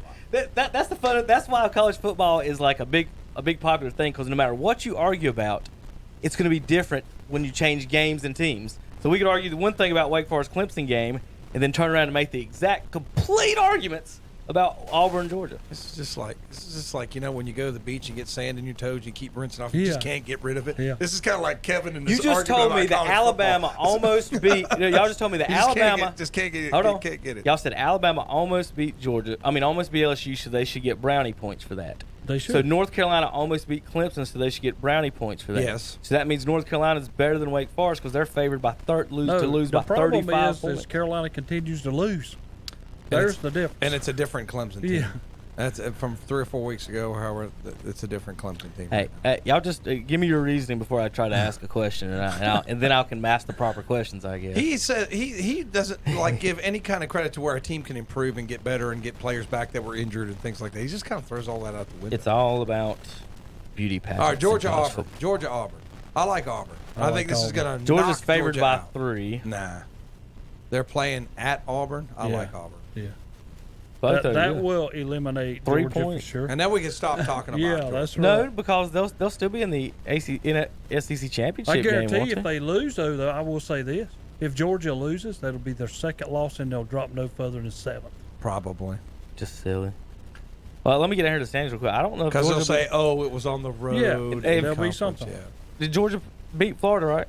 they did. Then Georgia can lose this game, still get in the SEC championship, still win the SEC championship. This can. doesn't matter. Oh, yeah. This game does not even matter, folks. But it'll make sure that Doesn't matter. It'll make sure that the SEC doesn't have But two. with them 2 losses, that'll They're hurt. getting 2 teams no matter what, I think, Tom. I hope not. They're going to get 2 teams. They're going to put LSU, then Alabama's going to get in because Georgia's going to look bad, Florida's going to look bad, Alabama's going to win out and be like, we can't keep a 10-1 Alabama team out of the Sure playoffs. Sure you can. I don't They're lucky I'm not on the committee.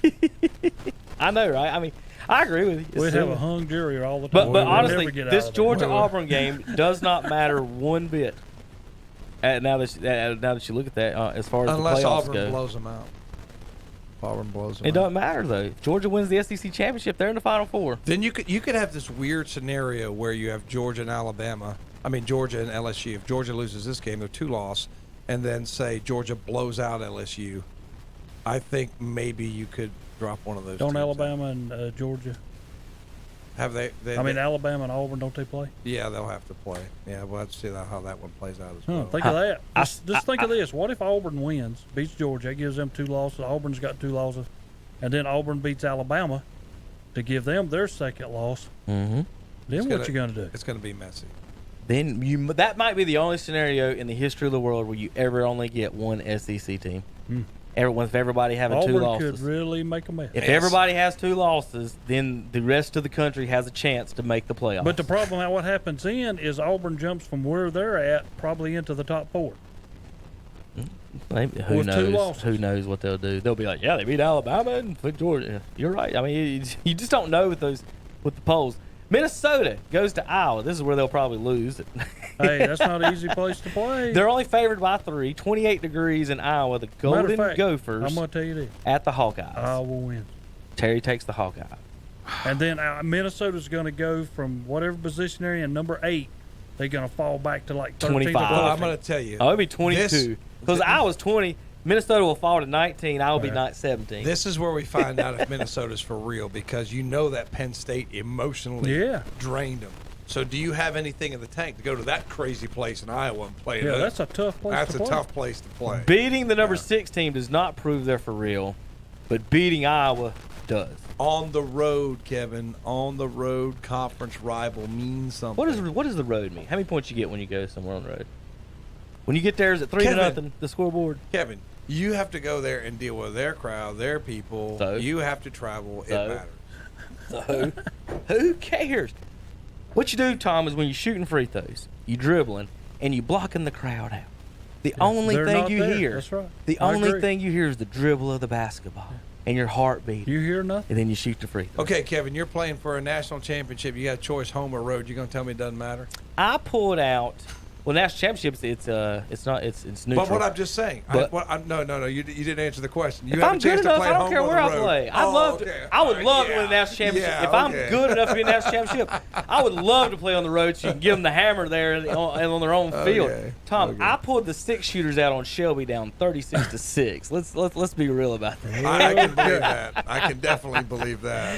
You don't have to convince me. All right, the most important game of the day to me, Oklahoma at Baylor. Y'all thought I was going to say the other one, didn't you? Number 10 at 13. Here, this is when you'll find out how much shenanigans the NCAA has. If Baylor wins this game, goes 10-0, beats Oklahoma, That's not going to happen. and then Oklahoma's favored by 11, Yeah. basically. Oklahoma's going to go there On and the beat road, Tom. We just had this talk, same game. Remember, college football. I like Baylor because I'm not convinced of Oklahoma's defense. I'm Well, not sure. neither one of them got defense. Yeah, that's true. Yeah, the final score's going to be 50-some, 40-some. Hey, don't go to the fridge and grab a Coke because you're going to miss 2 touchdowns if you do. Appalachian State at Georgia today, Georgia State favored by 17. Georgia State, remember, beat Tennessee. Do we get brownie? Does Georgia State get brownie points? But Where now this they would be playing? Georgia? At Georgia State. This is actually for first place in the conference. Apple beat them. I always pick against that, but I'll have to go with them. Listen, we're deadly on the road. Those home games. They have won 2 big games. It's Halloween home games when everybody's already partied for 2 nights. It's the problem, Terry. It's not fair. Quit playing. It's not fair. I know. I'm blaming that on the Appalachian State administration. This year they're 2-0 against Power 5s and 0-1 on Halloween. So that's all on the administration. New Mexico, Boise State. Any upset there? Boise State favored by 28. No. Oregon favored by 27. Arizona. All right, JP. There you go, buddy. I'm gonna give you something to do in the last half. You're gonna have to click our pictures in the next part. Give our fans something to watch because we're gonna have a good, fun explanation. We'll talk NFL, talk Cowboys and Browns and Panthers and all kinds of other things, and grab a helmet and get you helmets and everything else. We're gonna talk about that. I'm gonna be the defense lawyer for Myles Garrett and defend my client here. Yeah. We'll be back in a minute. KTCBroadcasting.com. It's a pre-holiday sale. 2 big days of savings right after Thanksgiving. Friday, November 29th and Saturday, November 30th at Straps Jewelers, 315 East Main Street in downtown Lincoln. Take 20% off inventory items, excluding special orders, layaways, repairs, and SGB line. Great doorbusters will be available both days from 9 till 11 a.m. In addition, with each purchase of $200 or more, you'll automatically be entered into their 12 Days of Christmas drawing. There will be 12 winners from December 2nd through December 14th. Each winner will receive a VIP shopping pass for an additional 25% off to be used through December 31st, as well as a free gift. Plus, the first 25 customers who spend $50 or more will receive a gift with purchase. That's at Straps Jewelers, November 29th and 30th in downtown Lincoln. Once upon a time is right now. Escape to the Renaissance Festival, a time-traveling adventure. Huzzah! Saturdays and Sundays, October 5th through November 24th. You'll love the Renaissance Festival. Incredible value, wondrous entertainment, and delicious food. Eat, drink, be merry at the Renaissance Festival. Saturdays and Sundays, October 5th through November 24th. Don't miss it. Food jolly good. There's music, comedy, circus entertainments, a giant crafts market, jousting nights, and a feast all rolled into a non-stop great family adventure. Presented by Pepsi. Discount tickets at Hedestita stores or print your own online at renfestinfo.com. Renaissance Festival. It I come. Heroes, villains, costume players of all types. It's Time Travelers Weekend at the Renaissance Festival. Come as you are or dress as your favorite character and time travel to the Renaissance. You could get a free turkey. And that's no more. Saturday, November 23rd is Test Drive Turkey Day at Renato Auto Mall in Shelby. Come in and test drive a new Honda or a new Kia or one of the late model used cars or trucks and get a free turkey. All you have to do is take a test drive and get a free turkey. Plus, there will be free turkey sandwiches, chips, and drinks. Take a test drive, get a free turkey. Saturday, November 23rd at Renato Auto Mall, 4423 East Dixon Boulevard, Shelby. As God is my witness, I thought turkeys could fly. Here comes Duke.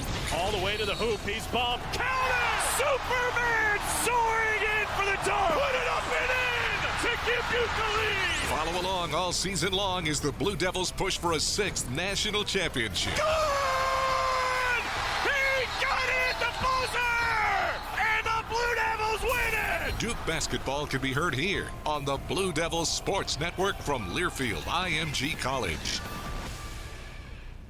This is Evangelist Kim Earwood with Jesus Until the Whole World Hears Radio Ministry.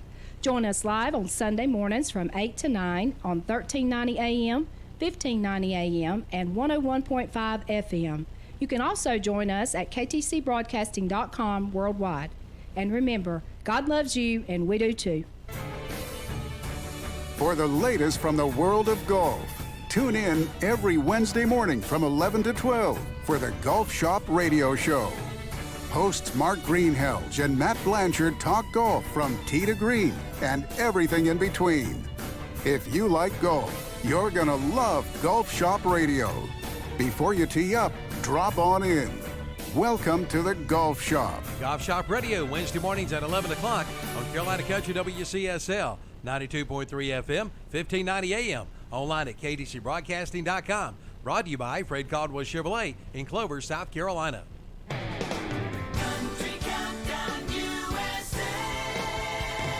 I'm Lon Helton, inviting you to join me as I count down the week's top 30 with my co-host Tricia Yearwood, who was the very first to hear Garth Brooks' hit, Dive Bar. If he's on to something, he'll just sing it over and over again. And so with Dive Bar, every time I would hear a piece of it, I'm like, I can't wait to hear this thing finish because it sounds so fun. That's Tricia Yearwood this week on Country Countdown USA. Country Countdown USA, Wednesday afternoons at 1 o'clock on Carolina Country WCSL, 92.3 FM, 1590 AM, and online at ktcbroadcasting.com. For the latest from the world of golf, tune in every Wednesday morning from 11 to 12 for the Golf Shop Radio Show. Hosts Mark Greenhelge and Matt Blanchard talk golf from tee to green and everything in between. If you like golf, you're going to love Golf Shop Radio. Before you tee up, drop on in. Welcome to the Golf Shop. Golf Shop Radio, Wednesday mornings at 11 o'clock on Carolina Country WCSL, 92.3 FM, 1590 AM. Online at ktcbroadcasting.com. Brought to you by Fred Caldwell Chevrolet in Clover, South Carolina. Once Upon a Time is right now. Escape to the Renaissance Festival, a time-traveling adventure. Huzzah! Saturdays and Sundays, October 5th through November 24th. You'll love the Renaissance Festival. Incredible value, wondrous entertainment, and delicious food. Eat, drink, be merry at the Renaissance Festival. Saturdays and Sundays, October 5th through November 24th. Don't miss it. Too jolly good. There's music, comedy, circus entertainments, a giant crafts market, jousting nights, and a feast, all rolled into a non-stop great family adventure. Presented by Pepsi. Discount tickets at Hedis Tita stores or print your own online at renfestinfo.com. Renaissance Festival, here I come. Heroes, villains, costume players of all types. It's Time Travelers Weekend at the Renaissance Festival. Come as you are or dress as your favorite character and time travel to the Renaissance. Reloaded, retooled, refocused. Always Carolina. Drives to Brooks for the Thunder. Hello. Robinson open for a long three. Yes. Oh my! Garrison hangs and banks Join the Tar Heels for every moment of the 2019-2020 season as Carolina looks for another title, another trophy, another ring. Join us for every moment. Join us on the Tar Heels Sports Network. Make your business or office a Boss of Carolina Country listener post. All you have to do is tune your radio in your business or office to 101.5 FM, 107.5 FM, or 92.3 FM. Let us know and we'll put your name on the radio. And each month we'll have a drawing from our area listening post for a dozen breakfast biscuits from the Creekside Clock Restaurant in Shelby, along with coffee or tea. Area listening posts include Promotion Motors in Lincoln, Cherryville Signs and Graphics, Lowe's in Lincoln, Watson Carpet and Tile Lincoln, RD Mattress Cherryville, Carolina Furniture in Lincoln, Memory Lane in Krause, Davis Brothers Automotive in Lincoln, It's Your Feed in Cherryville, Deja Vu Consignments in Cherryville. So make your business or office a Boss or Carolina Country listening post today. Here's what's up in Cleveland, Gaston, and Lincoln counties. Brought to you by the What's Up Shopper, Carolina Country, WCSL, and the Boss, WOHS and WLON. The Uptown Shelby Holiday Carriage Rides will be on Washington Street in Shelby, 4 days leading up to Christmas. For more information, call 704-484-3100. A local church is seeking a bluegrass band to play for the church Christmas dinner on December 7th at 6 p.m. For more details, call 704-460-3593. And that's What's Up, brought to you by the What's Up Shopper, Carolina Country, WCSL 1590 AM and 92.3 FM. The Boss, WOHS 1390 AM and 101.5 FM, and WLON 1050 AM and 107.5 FM. For more information, go to whatsupshopper.com. And welcome back to Saturday Morning Sports Talk with Kevin and the gang. Morning, JP. Morning. I'm just pulling up some video of the fight the other night. Everyone knows kind of what pretty much happened, and or have seen the replays of what's happening. I know everyone wants to say what they want to say about it. Now, I know Terry and Tom want to kick Myles Garrett out of the NFL for life, never play again. I didn't say that. I didn't say kick him out for life. Some people have. Now, I'll say kick him out for what they just did. The rest of the year, playoffs, etc. That's what's going to happen, Terry. Yeah. And then I look at it on the backside of it. Once he comes back, Myles Garrett's never going to be the same person, because every individual that's matched up against him knows what type of player he is now. I don't think he'll be that elite of a player again. It just wasn't that. I just don't think. Like when I was listening to some of the analysts, they try to say that it was a dirty hit on Rudolph. I just don't see the dirty hit. And Rudolph, by attacking Garrett, I do think he should get one game. But like I said on the radio last night, if you spit in my face, I can't hit you in the head with a baseball bat. You can actually. I mean, it's because spit now is considered assault. That's it's defending. I'm just telling you, lawyers speak. Yes, you can. You can, Tom. You can defend yourself. That's what I'm telling you. That's what the lawyers say, and that's what I'm about to do. That's what Johnny Cochran I'm going to give you the lawyer's defense for Myles Garrett. So I've got, you folks can't watch at home, but we're going to go frame by frame here in the studio for you folks. And of course, I hit a button and it moves it as soon as I say that. But let's go over a couple of facts real quick about exactly what the timeline of what happened. So Garrett sacks Rudolph. We're watching, and he's got both hands wrapped around him. Isn't that how you're supposed to? Head to the chest, face mask to the chest, wraps him up, takes him down. Actually, Garrett hits the ground first. Tom, it's quicker up top. It's delayed down here. Garrett is on his back first. So he didn't slam him to the ground. Garrett hit the ground first with Mason Rudolph on. He did everything gingerly he could to him. Now, then watch. Who grabs whose helmet first? Mason Rudolph starts trying to rip Garrett's helmet off first.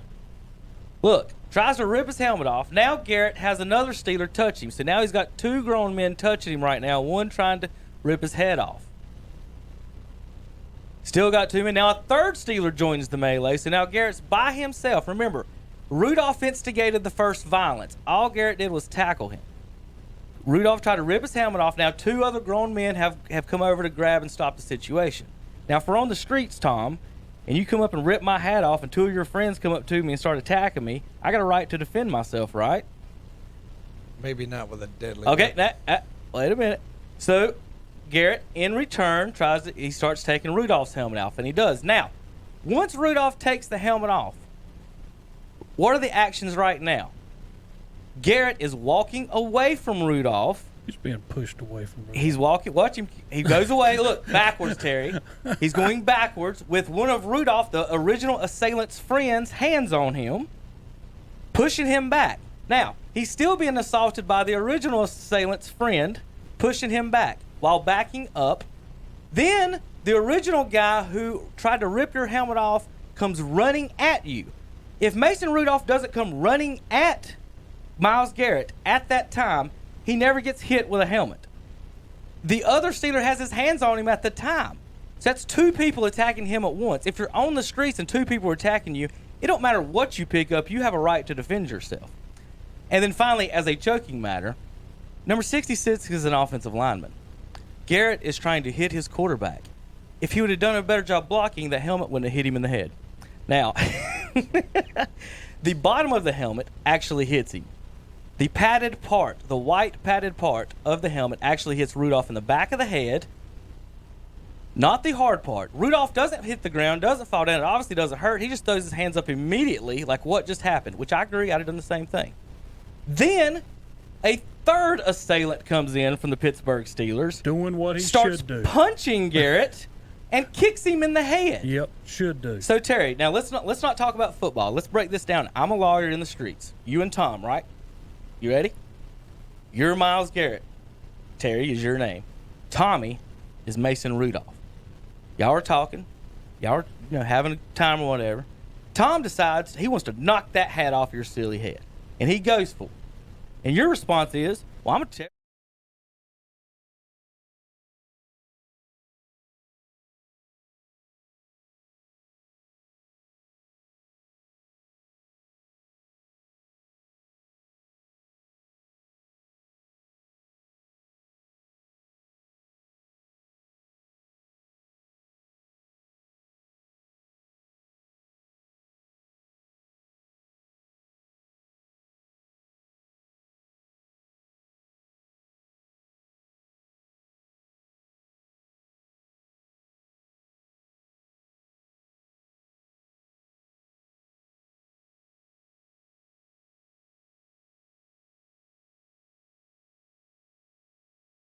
But I'm also worried about my friends that are on my team who are not coming to help me. If Garrett was the assailant, he would have stood over the top of Rudolph and hit him with a helmet. He was backing up, being pushed by one of his friends, and Rudolph came at him for the second time. As a defense lawyer, I would say this is 100% self-defense. Tom. That I take a helmet and hit somebody in the head with it? I think that Rudolph has gotten off scot-free, and he should not have. He is the instigator. I'm not saying Myles Garrett shouldn't be suspended. He did anything wrong, Terry. That's not what you're getting. What I'm saying is Rudolph wouldn't have got hit in the head if, one, he wouldn't have tried to rip the helmet off. Two, if his teammates wouldn't have started shoving him and grabbing him as well. Three, wouldn't have got hit in the head if he wouldn't have ran at him and he would have walked away. Garrett was walking away. At that point, both guys could have went the other way and it could have been over.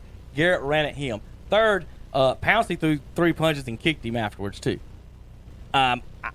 I'm just saying, as a defense lawyer and as Garrett's defense, yes, you probably shouldn't hit him with a helmet, but none of that would have happened if it wasn't for the actions of everyone else. See, that's what I'm saying. Why is Rudolph getting a free pass? That's my question. I'm not saying that Garrett is innocent and Pouncey's a dirty player. Everybody knows he's a dirty player. He's friends with Aaron Hernandez. That's all you need he's to know. He's a dirty player. But when Rudolph is padded part hit him in the head. Right, padded part did hit. But this is what America saw. Right. That's what America saw, and they did not see Rudolph get tackled. Now, what Rudolph might be thinking, hey man, this game's over. Why are you still trying to sack me?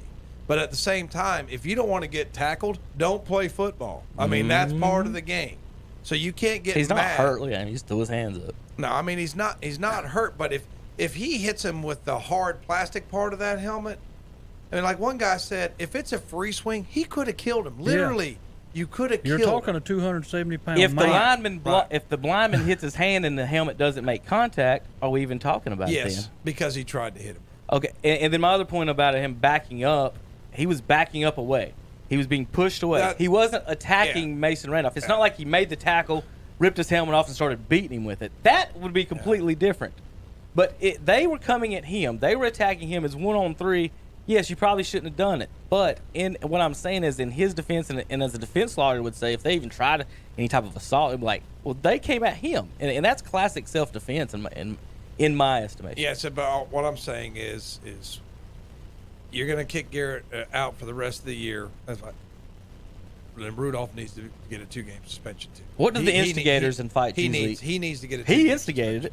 When What do the Garrett instigators? come What do the around instigators side, usually get? I want you to go all the way back to when he's getting ready to sack him. I showed you laid him down on his back. He might have laid him down, but Garrett's the one who tried to spin him, and he was the one who fell because he didn't have his balance.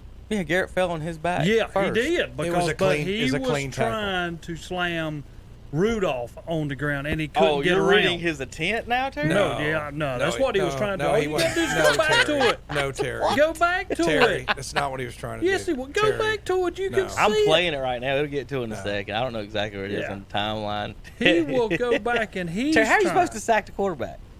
Oh, my lordy. He hit the ground first. No, that's not. Yeah, he hit the ground first because he couldn't get him spun around to slam him down. No, he wasn't. Yes, that's what he was after. If you go back So and look Mason at Rudolph that's what he didn't is instigate after. this. This is Miles No. Garrett instigated it Yep. by sacking him. Sure was. Every bit of it. No. Terry. Now you're crazy. I mean, you got a quarterback, and it's like 5 seconds, 6 seconds left in the game. Take a knee then. He don't think Take a knee somebody if you don't want to get Watch hit. this. Take a knee right now. Right here. Boom, He he was grabs him. immediately Now hit. watch. He tries to spin him. He don't know if he's got the ball. He fell on it because He's he wasn't wrestling up. him to the ground. I know. No. Was he not standing? Was He made? tried to spin him where he hit first, and he's the one who lost his balance, and he hit first. I can't believe we got to argue that point. Terry don't want to argue that Rudolph tried to rip his helmet off first. He don't want to argue that the only person who threw punches or kicks in this instant was a Pittsburgh Steeler. He don't want to argue that it was 3 Steelers attacking 1 Brown. He wants to argue that Myles Garrett sacked him too hard, Tom. I'm sitting back saying, where are the Browns who didn't come help Garrett? All this is for it's the optics of what was seen in the media doesn't tell the whole story. Well, Pittsburgh's going to defend themselves. I don't- They've been there and done I that. I don't blame Cleveland just said right then, hey, man, you're on your own. I hate it for you. Wait, We're no. not coming to help. The defensive end, Ugly, come over and shoved Rudolph down instead of and he ended during up it. getting suspended. Right. What for? Why would he Because get suspended? He had no reason You to can't walk in shove behind him and shove him How down. many people are shoved? That was bad. He should have got a game. Wait a minute. How many people were? Time out. he Time didn't- out. So now we're suspending people for shoving people after the play, because that happens every play in the NFL. Every play in the NFL, someone gets shoved after the play. But he was Not when the play's over. Who started this it? is over. Who started it? Who started the whole thing? Mason, No, Randolph, or Rudolph, whatever. I want to see him suspended. If you're going to kick Garrett out for the rest of the year, okay, fine. But you need to kick that kid out for 2 games because he's out of line. I mean, I know, Terry, that doesn't mean you get to hit me with a bat. He's out of line. That kid's out of line, way out of line. And he needs a It's his fault he got hit with a helmet. No, it's never your fault to get hit with a helmet. No, it's not your fault. If you No. break in my house, it's your fault you got shot. If I'm Miles Garrett and I weigh 275 pounds, and He look was like backing up. and look like a Greek statue. He was trying I don't to need end a it. helmet to whip Mason Rudolph. He was backing He up. would beat him anyway. He don't need a No. helmet to whip Mason. Wait a minute, Mason wait a minute. Rudolph cannot hold a candle in a fight. To put him in the cage and see who comes out alive. Mason okay? Rudolph is 6'5", 235. Yeah, but look he at is him. not small. Look at that kid. What do you mean? No way. What do you mean? There's no way. He's the same size as Big Ben. No, he's no. probably bigger than Myles Garrett. Now that we say that. No. What? Miles Garrett You have outweighs no him idea, by 40 Tom. I'll pounds. tell you this. I've been to plenty of establishments. You have no idea who in each establishment can fight. You have no idea. And No idea what? You have no idea. And you're at a local bar. You can see the skinny little guy in the corner. See, but he this could be isn't- the best fighter in there. Yeah, but Mason this- Rudolph. Could be. Mason Could be. Rudolph might be the Karate Kid. You don't know. No, he's not. But he started it. All I know is he He started. did. I think he did. Playoffs. Raiders are the 6th seed. Bills 5. Chiefs 4. Texans 3. That would mean round 1, Raiders at Texans, Bills at Chiefs, Baltimore, New England with the byes right now. New England 1, Baltimore 2. I'm going to save all y'all some time and discussion. Where's Cleveland? I'm going to save all y'all never some mind. Never time mind. and discussion and let you know that the Patriots are going to the Super Bowl. Well, you don't even have to talk about the AFC, but it just letting everybody know. Terry, I'll tell you where the Browns are. They are playing good. I tell you what, they got 4 wins. Cowboys got 5. The Browns' wins are over the Steelers, the Bills, a playoff team, and the Ravens, a playoff team. And they beat the Jets, who beat the Cowboys. The Cowboys have beat the Redskins, not a playoff team. The Dolphins, not a playoff team. The Eagles, not a playoff team. And the Giants twice, not a playoff team. Wait a minute. The Browns' strength of victory is 541. The teams the Browns have beat have a winning Philadelphia percentage. was the team they said at the start of the year we're going to the Super Bowl. Terry, I didn't say anything correct. I said right now they're not a playoff team. Is that right? You're right. They're not in. Well, that's what I'm just saying. What do you mean? They're out. So right now the Browns' winning percentage against teams is 541. The Cowboys teams that they've beat have a winning percentage of 22%. Keep buying them hot dogs, Terry. They're going to win the same number of Super Bowls the Cowboys are as the Browns are this year. But we are in first. Y'all are in third, and you're 4 games back. That's so divisional title. I didn't know the Browns were in competition with the Cowboys. You right know now. what I'm saying? What are we in competition for? So right now, the Dallas would host Seattle. Yes. And they'd get beat. No, they wouldn't. Like a dog. No. Beat like a dog. Beat like a dog who just peed on the rug. Beat like a dog. Well, Tom, we can look at the Cowboys' schedule. We have Hunter did this last week, and so I just told you who they beat. Wait a now minute. let me tell you who they We're lost talking to. about Hunter, a Redskin fan. He wants us to lose every game. Tom, they lost to the Saints with Teddy Bridgewater. They lost to the Packers, good teams. Lost to the Vikings, good team. Every good team they've played, they've lost to, and every bad team they've played, they won. That's an 8-8 Jason Garrett team in the making, right? That's what you're supposed to do. You're supposed to beat all the teams that you should and have struggles with the That's what teams you're that supposed to are be for either way. Dallas, 8-8. Yeah, that's what he just said. I mean, Tom, all right, they're at Detroit this week. Let's go down the schedule. Tom, win or loss? They're at Detroit, loss. At New England, loss. Home against Buffalo. You just saw the Bills. Loss. At Chicago, against the third best defense in the NFL. Probably a loss. Home against the Rams. Loss. At Philadelphia. Loss. Home against the Redskins. They'll win. So, Tom, you've got them 6 out of 7 losses to end the season. That's pretty much where I got it. So you got a 6 and 10. 6 and 10, and you're 5 and 4 well, right now. you must have fell off a wagon. Hunter last week believe had that's 7. gonna happen. Hunter last week had the same thing, believe it or not. Pretty much. I think he might have had 6, and I think he gave the Bills win. I think he gave them 7 and 9.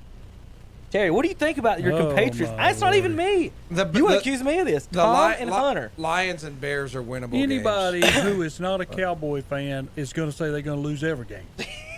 No, I said they're going to beat the That's Redskins. how it's going to be. They're going to beat the Redskins. I mean, if you're and me talking to Cleveland fans is like ridiculous because it's been so long since y'all have even thought of a playoff game, much less win one. We was a half game out last year, too. Yeah, but you never made it. A half game out last year. I mean, that's okay. I mean, I don't understand why people love to hate Cleveland anyway. I don't either. It doesn't make sense.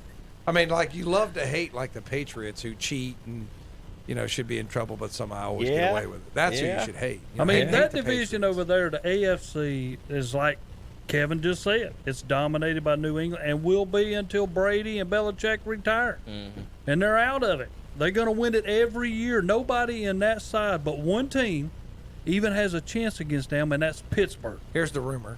Belichick to Cleveland once Brady retires. Yeah, we'll see. He would be a god. Cleveland needs it. The thing about Baker, I really do think the coaching is the issue in this fact is that you have a young quarterback. Lamar's been successful in Baltimore. He's got a seasoned coach. Like, you got this rookie coach who's never been a head coach. That's not the thing. It's not like he's coming from college and he's been the head coach or somewhere. He's never been a head coach. The sad thing is, I think he's probably a good guy. He knows football and he's a good guy. I think he knows football. He's a good guy. But at that level, it's not just about knowing your X's and O's. You got 52 other people in there, so you got your rookie quarterback, and you got to make those 52 believe in him too, right? And your running game, and your play call, and what you're doing on defense. And a lot of people want to throw him under the bus, but at the same time, it's like, okay, well, you go do it. You go manage Beckham and Landry and Mayfield and Kareem Hunt and Myles Garrett and all these people that they're great players, but yeah, they got, you got to deal with it. It takes a special person to put all those ingredients and make something out of it. Cleveland reminds me of Oakland. When Oakland went out and got Sapp and all them guys to come out there like big names, top notch, and they never were no good. Yeah. And that's Cleveland. I think the Browns. You got all this talent, but you're not going to be any good. I think they need to concentrate in offseason on the offensive line, and if they'll do that and get that as a solid unit, because the run game with Chubb and Hunt, I mean, that might be if they can get some linemen in there. Chubb is a good running back. I think they're going to bring in McCarthy or somebody like that. I really think that Chubb is just ridiculous. He's a stud. I think they're looking for an excuse to show Kitchens the door, which I think is bad because he really shouldn't have been there in the first place. Yeah. He needed to be a coordinator for a little while longer before he was the head coach. Baker Mayfield was enamored with him. He's enamored with Baker. But it's kind of one of those things. Well, you got to have somebody who can. You can bring in all these guys. You can bring in Beckham. You got to have somebody that they respect, and they just don't respect him. And I hate that they don't respect him, because I'm sure he works hard. He's a good guy. But look at all the penalties. When Pittsburgh scored their touchdown, 4 plays in a row with penalties. Tom, this is the most penalties I think I saw for the Browns since 1968. Is what Schefter tweeted on. I got you, JP. They're just not. All right. Gotta have a little discipline. Cowboys favored by 6.5 in Detroit. Is Matt Stafford not playing this week? He didn't play last week. Driscoll's playing. Okay, so there you go. Cowboys. There's the extra win, Tom, on the schedule. So now you've got the Cowboys at 7-9 instead. I think the Lions will be still Driscoll in Detroit. No. Colts favored by 2.5 over the Jaguars. Who you got? Jaguars will win. Yeah, I like the Jaguars. Nick Foles is back into town. Terry, you're picking Foles over a state quarterback at home. Well, Indianapolis has not looked good the last 2 weeks. Who's Foles playing for? The Jags. Jags. Yeah. Okay. What happened to Minshew Mania? Nick Foles is back. Okay. The Super Bowl MVP. Okay. He's won more playoff games than Cam Newton. Probably, Did you know that? Yeah. Well, Nick Foles has won more playoff games than Cam Newton. I even forgot Nick Foles was down there. I couldn't remember where he went. He's been injured for the start of the season. Oh, I think he might have got the first game. I can't remember. Bills at Dolphins. Be careful. Bills favored by 6.5 in Miami. Dolphins with 2 wins. I like the Bill, even though I'm not real impressed with Allen. If you make him scramble, he's not very good. And I say the Bills are coming back to earth. They were on top, and now they're falling back to where everybody else is at. Well, they're still in the playoffs, Terry, and they're 6-3. Better record than Dallas. Broncos. 10-point dogs in Minnesota. Anybody got Broncos on that? I don't like Minnesota. All right, Bucks. How about this? Saints lose last weekend in Atlanta or against Atlanta. This week they got to go to Tampa. Is Drew Brees fully healthy with that thumb? What's going on there? The Saints might win. Whatever happens in this game, I'm gonna say this: I won't be surprised. Whatever happens in this game depends on what kind of game wins. Saints could win by 40. Bucks could win at home. I wouldn't be surprised. Tough game to pick. Redskins at home against the Jets. If you're in hell today, Tom, that's what you're watching. I guess Washington, D.C. and New York kind of classifies that. Washington's defense will be pretty stout. I'll take Washington. Panthers at home. Kyle Allen era is officially in go for right now until maybe Will Greer's there. I'll be at this game, guys. I'll be at this game. Really? Yes. I like the Panthers.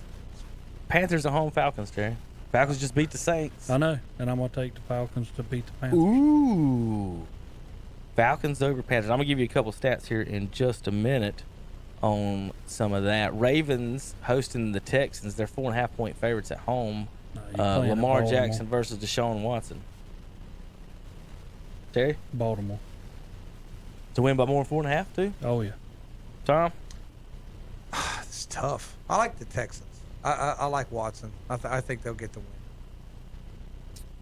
Bengals and Raiders. I skipped over one. That's fine. We'll go back to it. Raiders favored by 11 against the 0-9 Bengals, looking for that number 1 pick in the draft. Raiders cruise with that. Raiders win. Matter of fact, the Raiders are going to win that conference at Kansas City. I'm telling you. Just like I told everybody from the start of the year. Kansas City's not going to make the playoffs, and people kept saying, oh, yes, they will. No, you gave up too much on defense. Your defense is terrible. 49ers hosting the Cardinals. The Cardinals pull the upset today in Santa Clara. Tomorrow. No. 10 points. Does Cardinals cover? No. I think that San Francisco's going to play angry today or tomorrow. Eagles at home versus the Patriots. Patriots favored by 4. No, New England wins. I think the Eagles pull an upset. Tom with the upset. You get a ticket for $235 there. And Philadelphia has a jail in the stadium. Just in case you get a little Just in rowdy. case. Bears at Rams. Rams favored by 6.5. Bears win. Terry takes Bears on the road in Well, I L.A. tell you what, L.A. did not look good against Pittsburgh. I don't know. I think I'm going to go with the Bears. Goff is just struggling, isn't he, Terry? He just doesn't look very good right now. Speaking of L.A., the Chargers hosting the Chiefs. Terry, Chargers at home. Win. God almighty, Terry. You didn't even think about Chiefs it. are terrible. The Chargers I are told terrible. people The Chargers they're are terrible. not. The Chiefs are not going to make the playoffs. The Chargers at home. Chargers Yes. at home. Yeah. Yes. I think the Chargers get it together, but at home. But man, he didn't even think about it. No, because it's Chiefs. I can predict Terry's predictions before they even get to them. Patrick Mahomes. At this point in time, I got 50% of his picks down. I know what he's going to pick in Dallas games. I know he's going to pick in Eagles games. I know he's going to pick in Redskins. I know he's going to pick in Browns. I took the Redskins. And I know he's going to pick in the Chiefs games. All right, quick stats here. Colin Kaepernick today trying out. Well, I don't know if he's trying out or whatever. Working out for some teams. A bunch of teams, about half the league is going to be in attendance. Started looking at some numbers with the Cam Newton fans and his defenders wanting them to keep him for next year. Looking at some numbers here, guys. Here's some interesting numbers. So, first of all, Russell Wilson, we consider him a pretty successful quarterback, right? Yeah, he comes from State. In the last 3 seasons, he's got 1 playoff win. Yeah, he came from State. Yeah, Terry, Wisconsin kind of claims that more than y'all do. Y'all kicked him out of State, I think. Y'all told him y'all didn't want him back, didn't you? You had to go to. I'm telling you. You got to go to a Big Ten school and learn how to play football. We produce so many quarterbacks in the NFL from State. That's unreal. All right, so Cam and the Panthers have not won a playoff game since they beat the Seahawks before they went to the Super Bowl. So, and everyone keeps talking about he was the MVP in 15. They made it to the Super Bowl in 15. Well, 4 years ago, you're right, they made it to the Super Bowl. They haven't won a single playoff game since. Cam Newton has 3 career playoff wins. The season before that year, he beat Ryan Lindley of the Arizona Cardinals, and when the Panthers made the playoffs at 7-8-1, winning the division at 7-8-1. Made the playoffs, and then the Cardinals were down to their backup with Ryan Lindley, and they beat him. His second win was over Carson Palmer, who threw 4 interceptions in that game, and Cam didn't throw a pass until the score was 13-0. His only win was that Seahawks game against a quality quarterback in a good game. So he still hasn't won a playoff game since then. Remember, that's 3 playoff wins total, right? Colin Kaepernick hasn't played since 2016. Colin Kaepernick and Nick Foles have more playoff wins than Cam Newton. Colin Kaepernick has not played since 2016 and has more playoff wins still than Cam Newton. Kaepernick and Foles have 4 playoff wins. There's been 34 playoff games since the Panthers made the Super Bowl, Terry. 17 different quarterbacks have won a playoff game not named Cam Newton. Here's the stats. With 1 playoff, well, we'll go to the big ones. Brady has 8 playoff wins. Nick Foles is second with 4. We just mentioned that. Would you guess who's third with 3 playoff wins? The other MVP that after Cam won an MVP that nobody ever gives credit to? Matty Ice. Matt Ryan has the 3rd most playoff wins with 3 since the Panthers made the Super Bowl. How about 2 wins? Here's players with 2 wins. Terry, you ready for this? Aaron Rodgers has 2 playoff wins. That's, Breeze, Roethlisberger. We all expected that, right? What about Jared Goff? He's got 2 playoff wins. Cam has none. Blake Bortles has 2 playoff wins. Not 1. Blake Bortles has 2 playoff wins since the Panthers made the Super Bowl. And finally, here's our list of quarterbacks with 1 playoff win since the Carolina Panthers won the Super Bowl. Russell Wilson, Patrick Mahomes, Phillip Rivers. That means 2 NC State quarterbacks have playoff wins since Cam made the Super Bowl. Dak Prescott has a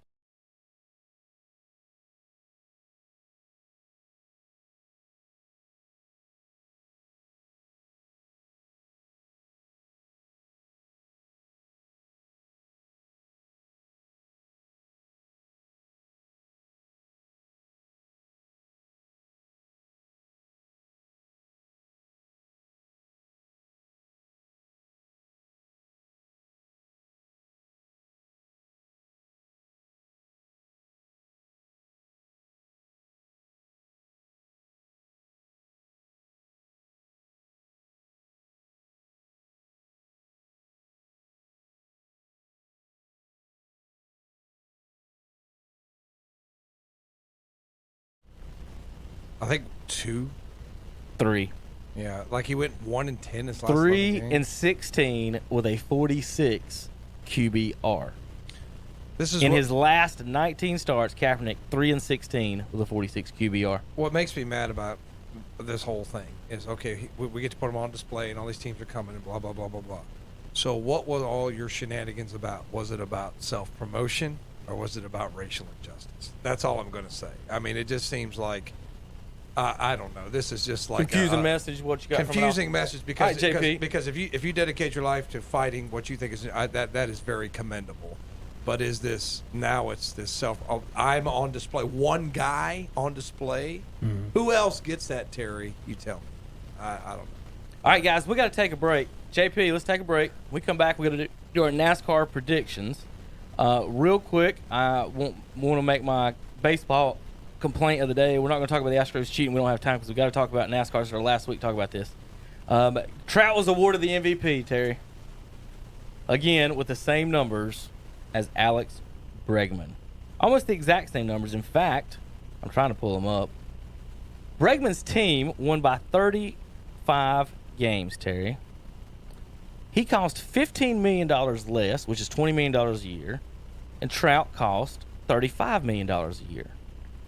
They have the almost exact same numbers. In fact, I think Bregman beats him 7 out of 10 categories offensively. Bregman plays third base, and he played some shortstop this year. And he's won a Gold Glove. So he plays at very good defense, right? In all that, here's the stats. 291 for Trout, 295 for Bregman. Trout with 4 more home runs. Bregman with 10 more doubles. Mike Trout has still never had 40 doubles in a season, Terry. He only had 27 this year. Bregman's got more RBIs. Bregman's got more walks. Bregman's got less Ks. He's got more runs. He's got more hits. He's got almost 30 more hits than Trout. That's 7-1 in stats.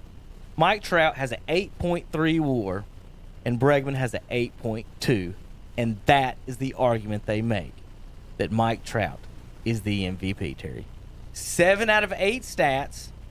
They won the World Series last year. This year they had 35 more wins than Trout's team did for $15 million less. And Trout's never won a playoff game.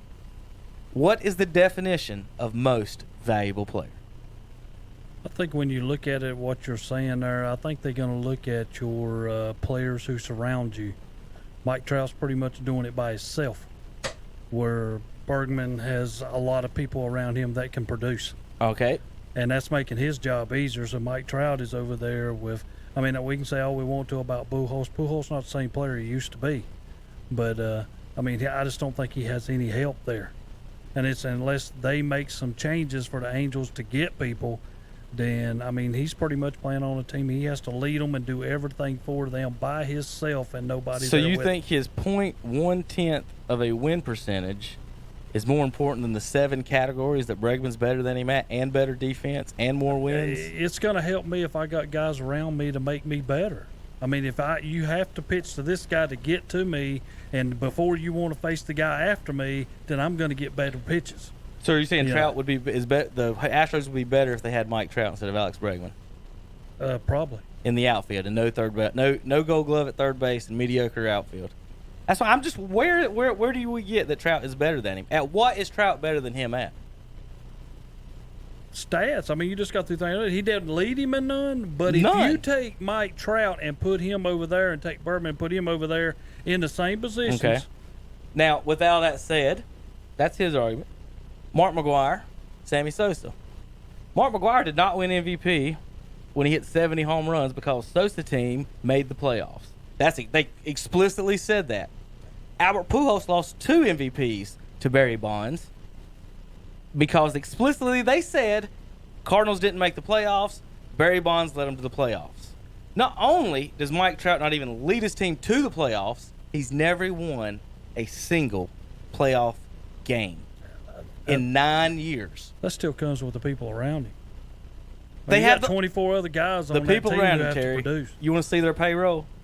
Do you really want to see the Major League Baseball team? The payroll means nothing to me. Guys are overpaid now playing sports that's unreal. He has nobody around him, Tom. I mean, that money means nothing. I mean, I can overpay a lot of people. And we got people in the NBA making $10 million a year. Seventh highest team, $170 million. That make $10 million and they score 4 points. Boston Red Sox on top. Yeah. Boston, Chicago, New York, Washington, Houston. So, you got the same numbers. Your team wins by 30. You make the All-Star team. You're $15 million less. I mean, what does the word value mean? If we're not even talking about that part of it. If you want to go that way, then you just go to who's pitching. Take the Angels pitching against the Astros pitching. That's not even fair. That doesn't even compare. What do you mean? I mean, the Astros pitching is 10 times better than what the Angels have. Right, but they got the same stats. But it's players around you and what can happen. Okay, so I've been told today, let's recap before we talk about NASCAR on the break. I've been told today if you win on the football field, it doesn't matter because the next day we're going to vote and tell you you're not as good because it was on the road or some other reason. Then I was told if you have the same stats, you're paid less, you win by 30 more games, you're a way better defender than the other guy, but he's a better player than you because he has 1/10 of one win percentage, which in baseball means he won 1/10 of 162 games. Tom, you want to do the math of 1/10 of 162? That would be 1/10 of 162 is 16.2. 0.0162. Yeah. 0.0162. Trout helped his team win his team Bregman more than that, but that's the regular season win. Playoffs, I guess, don't matter in this. All right, let's talk NASCAR real quick. JP, let's take a quick break. We'll come back. We'll go over the schedule. Get out of here. We got to go. We talk too much on stuff. Bye. It's a pre-holiday sale. 2 big days of savings right after Thanksgiving. Friday, November 29th and Saturday, November 30th at Straps Jewelers, 315 East Main Street in downtown Lincoln. Take 20% off inventory items, excluding special orders, layaways, repairs, and SGB line. Great doorbusters will be available both days from 9 till 11 a.m. In addition, with each purchase of $200 or more, you'll automatically be entered into their 12 Days of Christmas drawing. There will be 12 winners from December 2nd through December 14th. Each winner will receive a VIP shopping pass for an additional 25% off to be used through December 31st, as well as a free gift. Plus, the first 25 customers who spend $50 or more will receive a gift with purchase. That's at Straps Jewelers, November 29th and 30th in downtown Lincoln. Old Man Winter is just around the corner, and I'm sure you're tired of getting in and out of your car in the rain, sleet, and snow. That problem is no problem at all with a call to Acre Enterprises in Cherryville. They have a wide variety of carports for tough winter weather, and come in now for special pricing on new 12-foot 3x12 metal roofing. Available in many colors to choose from at only $20 a sheet.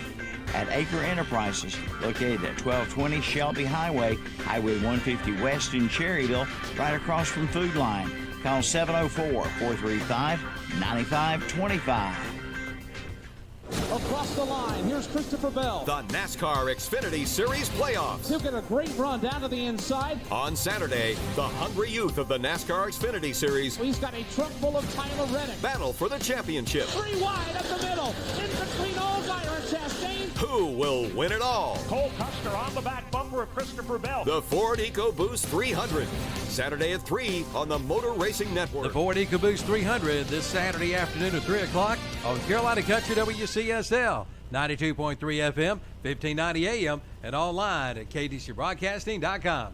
You could get a free turkey. And that's no more. Saturday, November 23rd is Test Drive Turkey Day at Renato Auto Mall in Shelby. Come in and test drive a new Honda or a new Kia or one of the late model used cars or trucks and get a free turkey. All you have to do is take a test drive and get a free turkey. Plus, there will be free turkey sandwiches, chips, and drinks. Take a test drive, get a free turkey. Saturday, November 23rd at Renato Auto Mall, 4423 East Dixon Boulevard, Shelby. As God is my witness, I thought turkeys could fly. When you shop our local advertisers, be sure to tell them you heard it on the radio. That way they'll know that their radio dollars they spend works for them and you too. Even in today's fast-moving world, radio remains the leading media to reach more people. 93% of Americans listen to AM/FM radio over the air. TV viewership is 89%, smartphone use is 83%, and personal computer use is 50%. So if you're a business owner, reach more people with the power of radio. If you don't tell it, you can't sell it. See the power of radio. WOHS Shelby, WLON Lincoln, WCSL Cherryville. Online at ktcbroadcasting.com. Join us every Sunday at 11 a.m. for our Sunday morning worship services. On WCSL 1590 AM and 92.3 FM, it's the Sunday morning service of First Baptist Church in Cherryville. On WLON 1050 AM and 107.5 FM, it's the Sunday service of the Covenant Bible Church in Lincoln. And on WOHS 1390 AM and 101.5 FM, it's the Sunday service of the Calvary Baptist Church of Shelby. Join us each and every Sunday morning for our Sunday morning worship services on The Boss and Carolina Country. We're in the last leg of the race, and it's surprising considering that's what they're about to talk about. So What, JP? I said we're in the last leg of the race. Last leg of the race. We are. It's the last race of the year here in NASCAR on WCSL 1590 AM, 92.3 FM. Had a real fun year here on KTC, folks. Once again, we're down to the championship weekend. We're going to try to get the Cup lineup. Top four racers. The new man in the field, Terry, he's got the pole. Denny Hamlin is on the pole. Kevin Harvick is now. In this weird time how this works out. That's exactly right. If y'all think I don't think, y'all know how I think every sport's fixed. We're looking, Terry. How random is qualifying? I know. The top four race car drivers in the championship race all qualified as the top four cars. Denny Hamlin, Harvick, Truex, and then Busch. your next one, the one that just got left out, qualifies fifth. Should they just let those four on the track out by themselves, Terry? Oh, I don't know. That's funny. You have to go on down the list a little ways to find a Chevrolet, don't you? Yep, Larson, sixth. Now, what if all four of them just raced at Daytona by themselves, Terry, and they stayed together for 2 hours? Well, wait. I mean, when we get to the end of this race, you're going to come down to where there's 5 laps left, and all 4 of them are probably 1 through 5. Yeah, that's how it's going to be. Yeah, there'll be one other guy in there amongst them, but them 4 will be there. See, the races I enjoy is when there's a wreck, and I enjoy when the crew chiefs decisions affect the race, as opposed to put the 4 tires on and go. Put the 4 tires on and go, and just keep going. I like when someone says, "Hey, we need to take 2 here and get some spots and win." When there's a couple, wrecks at the end or something, those are the races I enjoy. You can do that. Now, you can do that at Miami. There'll be a lot of times down at the end of this race. Some's going to take 2, some's going to take 4. Mm-hmm. And, of course, Jimmy Johnson's looking his first win, of course. Let's see where he ended up qualifying down here in 18th. Chevys don't have it at all. I mean, we're in the top 10. There's 2 in the top 10. Of course, none of them qualified for the final 4 of the championship. So, Hamlin 1, Harvick 2, Truex 3, Busch 4. It makes it hard to pick them. I know Terry's going to Busch. I never said that yet. Terry, who you picking? Kyle Busch. Okay, Tom. I like Truex. Going with Truex. He's good. Here's who I'm pulling for. I wouldn't mind Truex winning. I would like Hamlin to get him one. He's really wanted it for a long time. You could just tell. Someone just really, really wanted it, and he hadn't got it. Had some tough breaks. Jimmy stole one right out from under him. Could you not have the same scenario you had last year? I mean, there was Harvick, there was Truex, and there was Kyle Busch, and then Joey Logano wins it. Yep. You could have that this year. Denny Hamlin could win it. Harvick's the odd man out in the Ford. The other 3 Toyotas from the same team, so that tells you a lot of what you need to know about the manufacturer and everything too as well.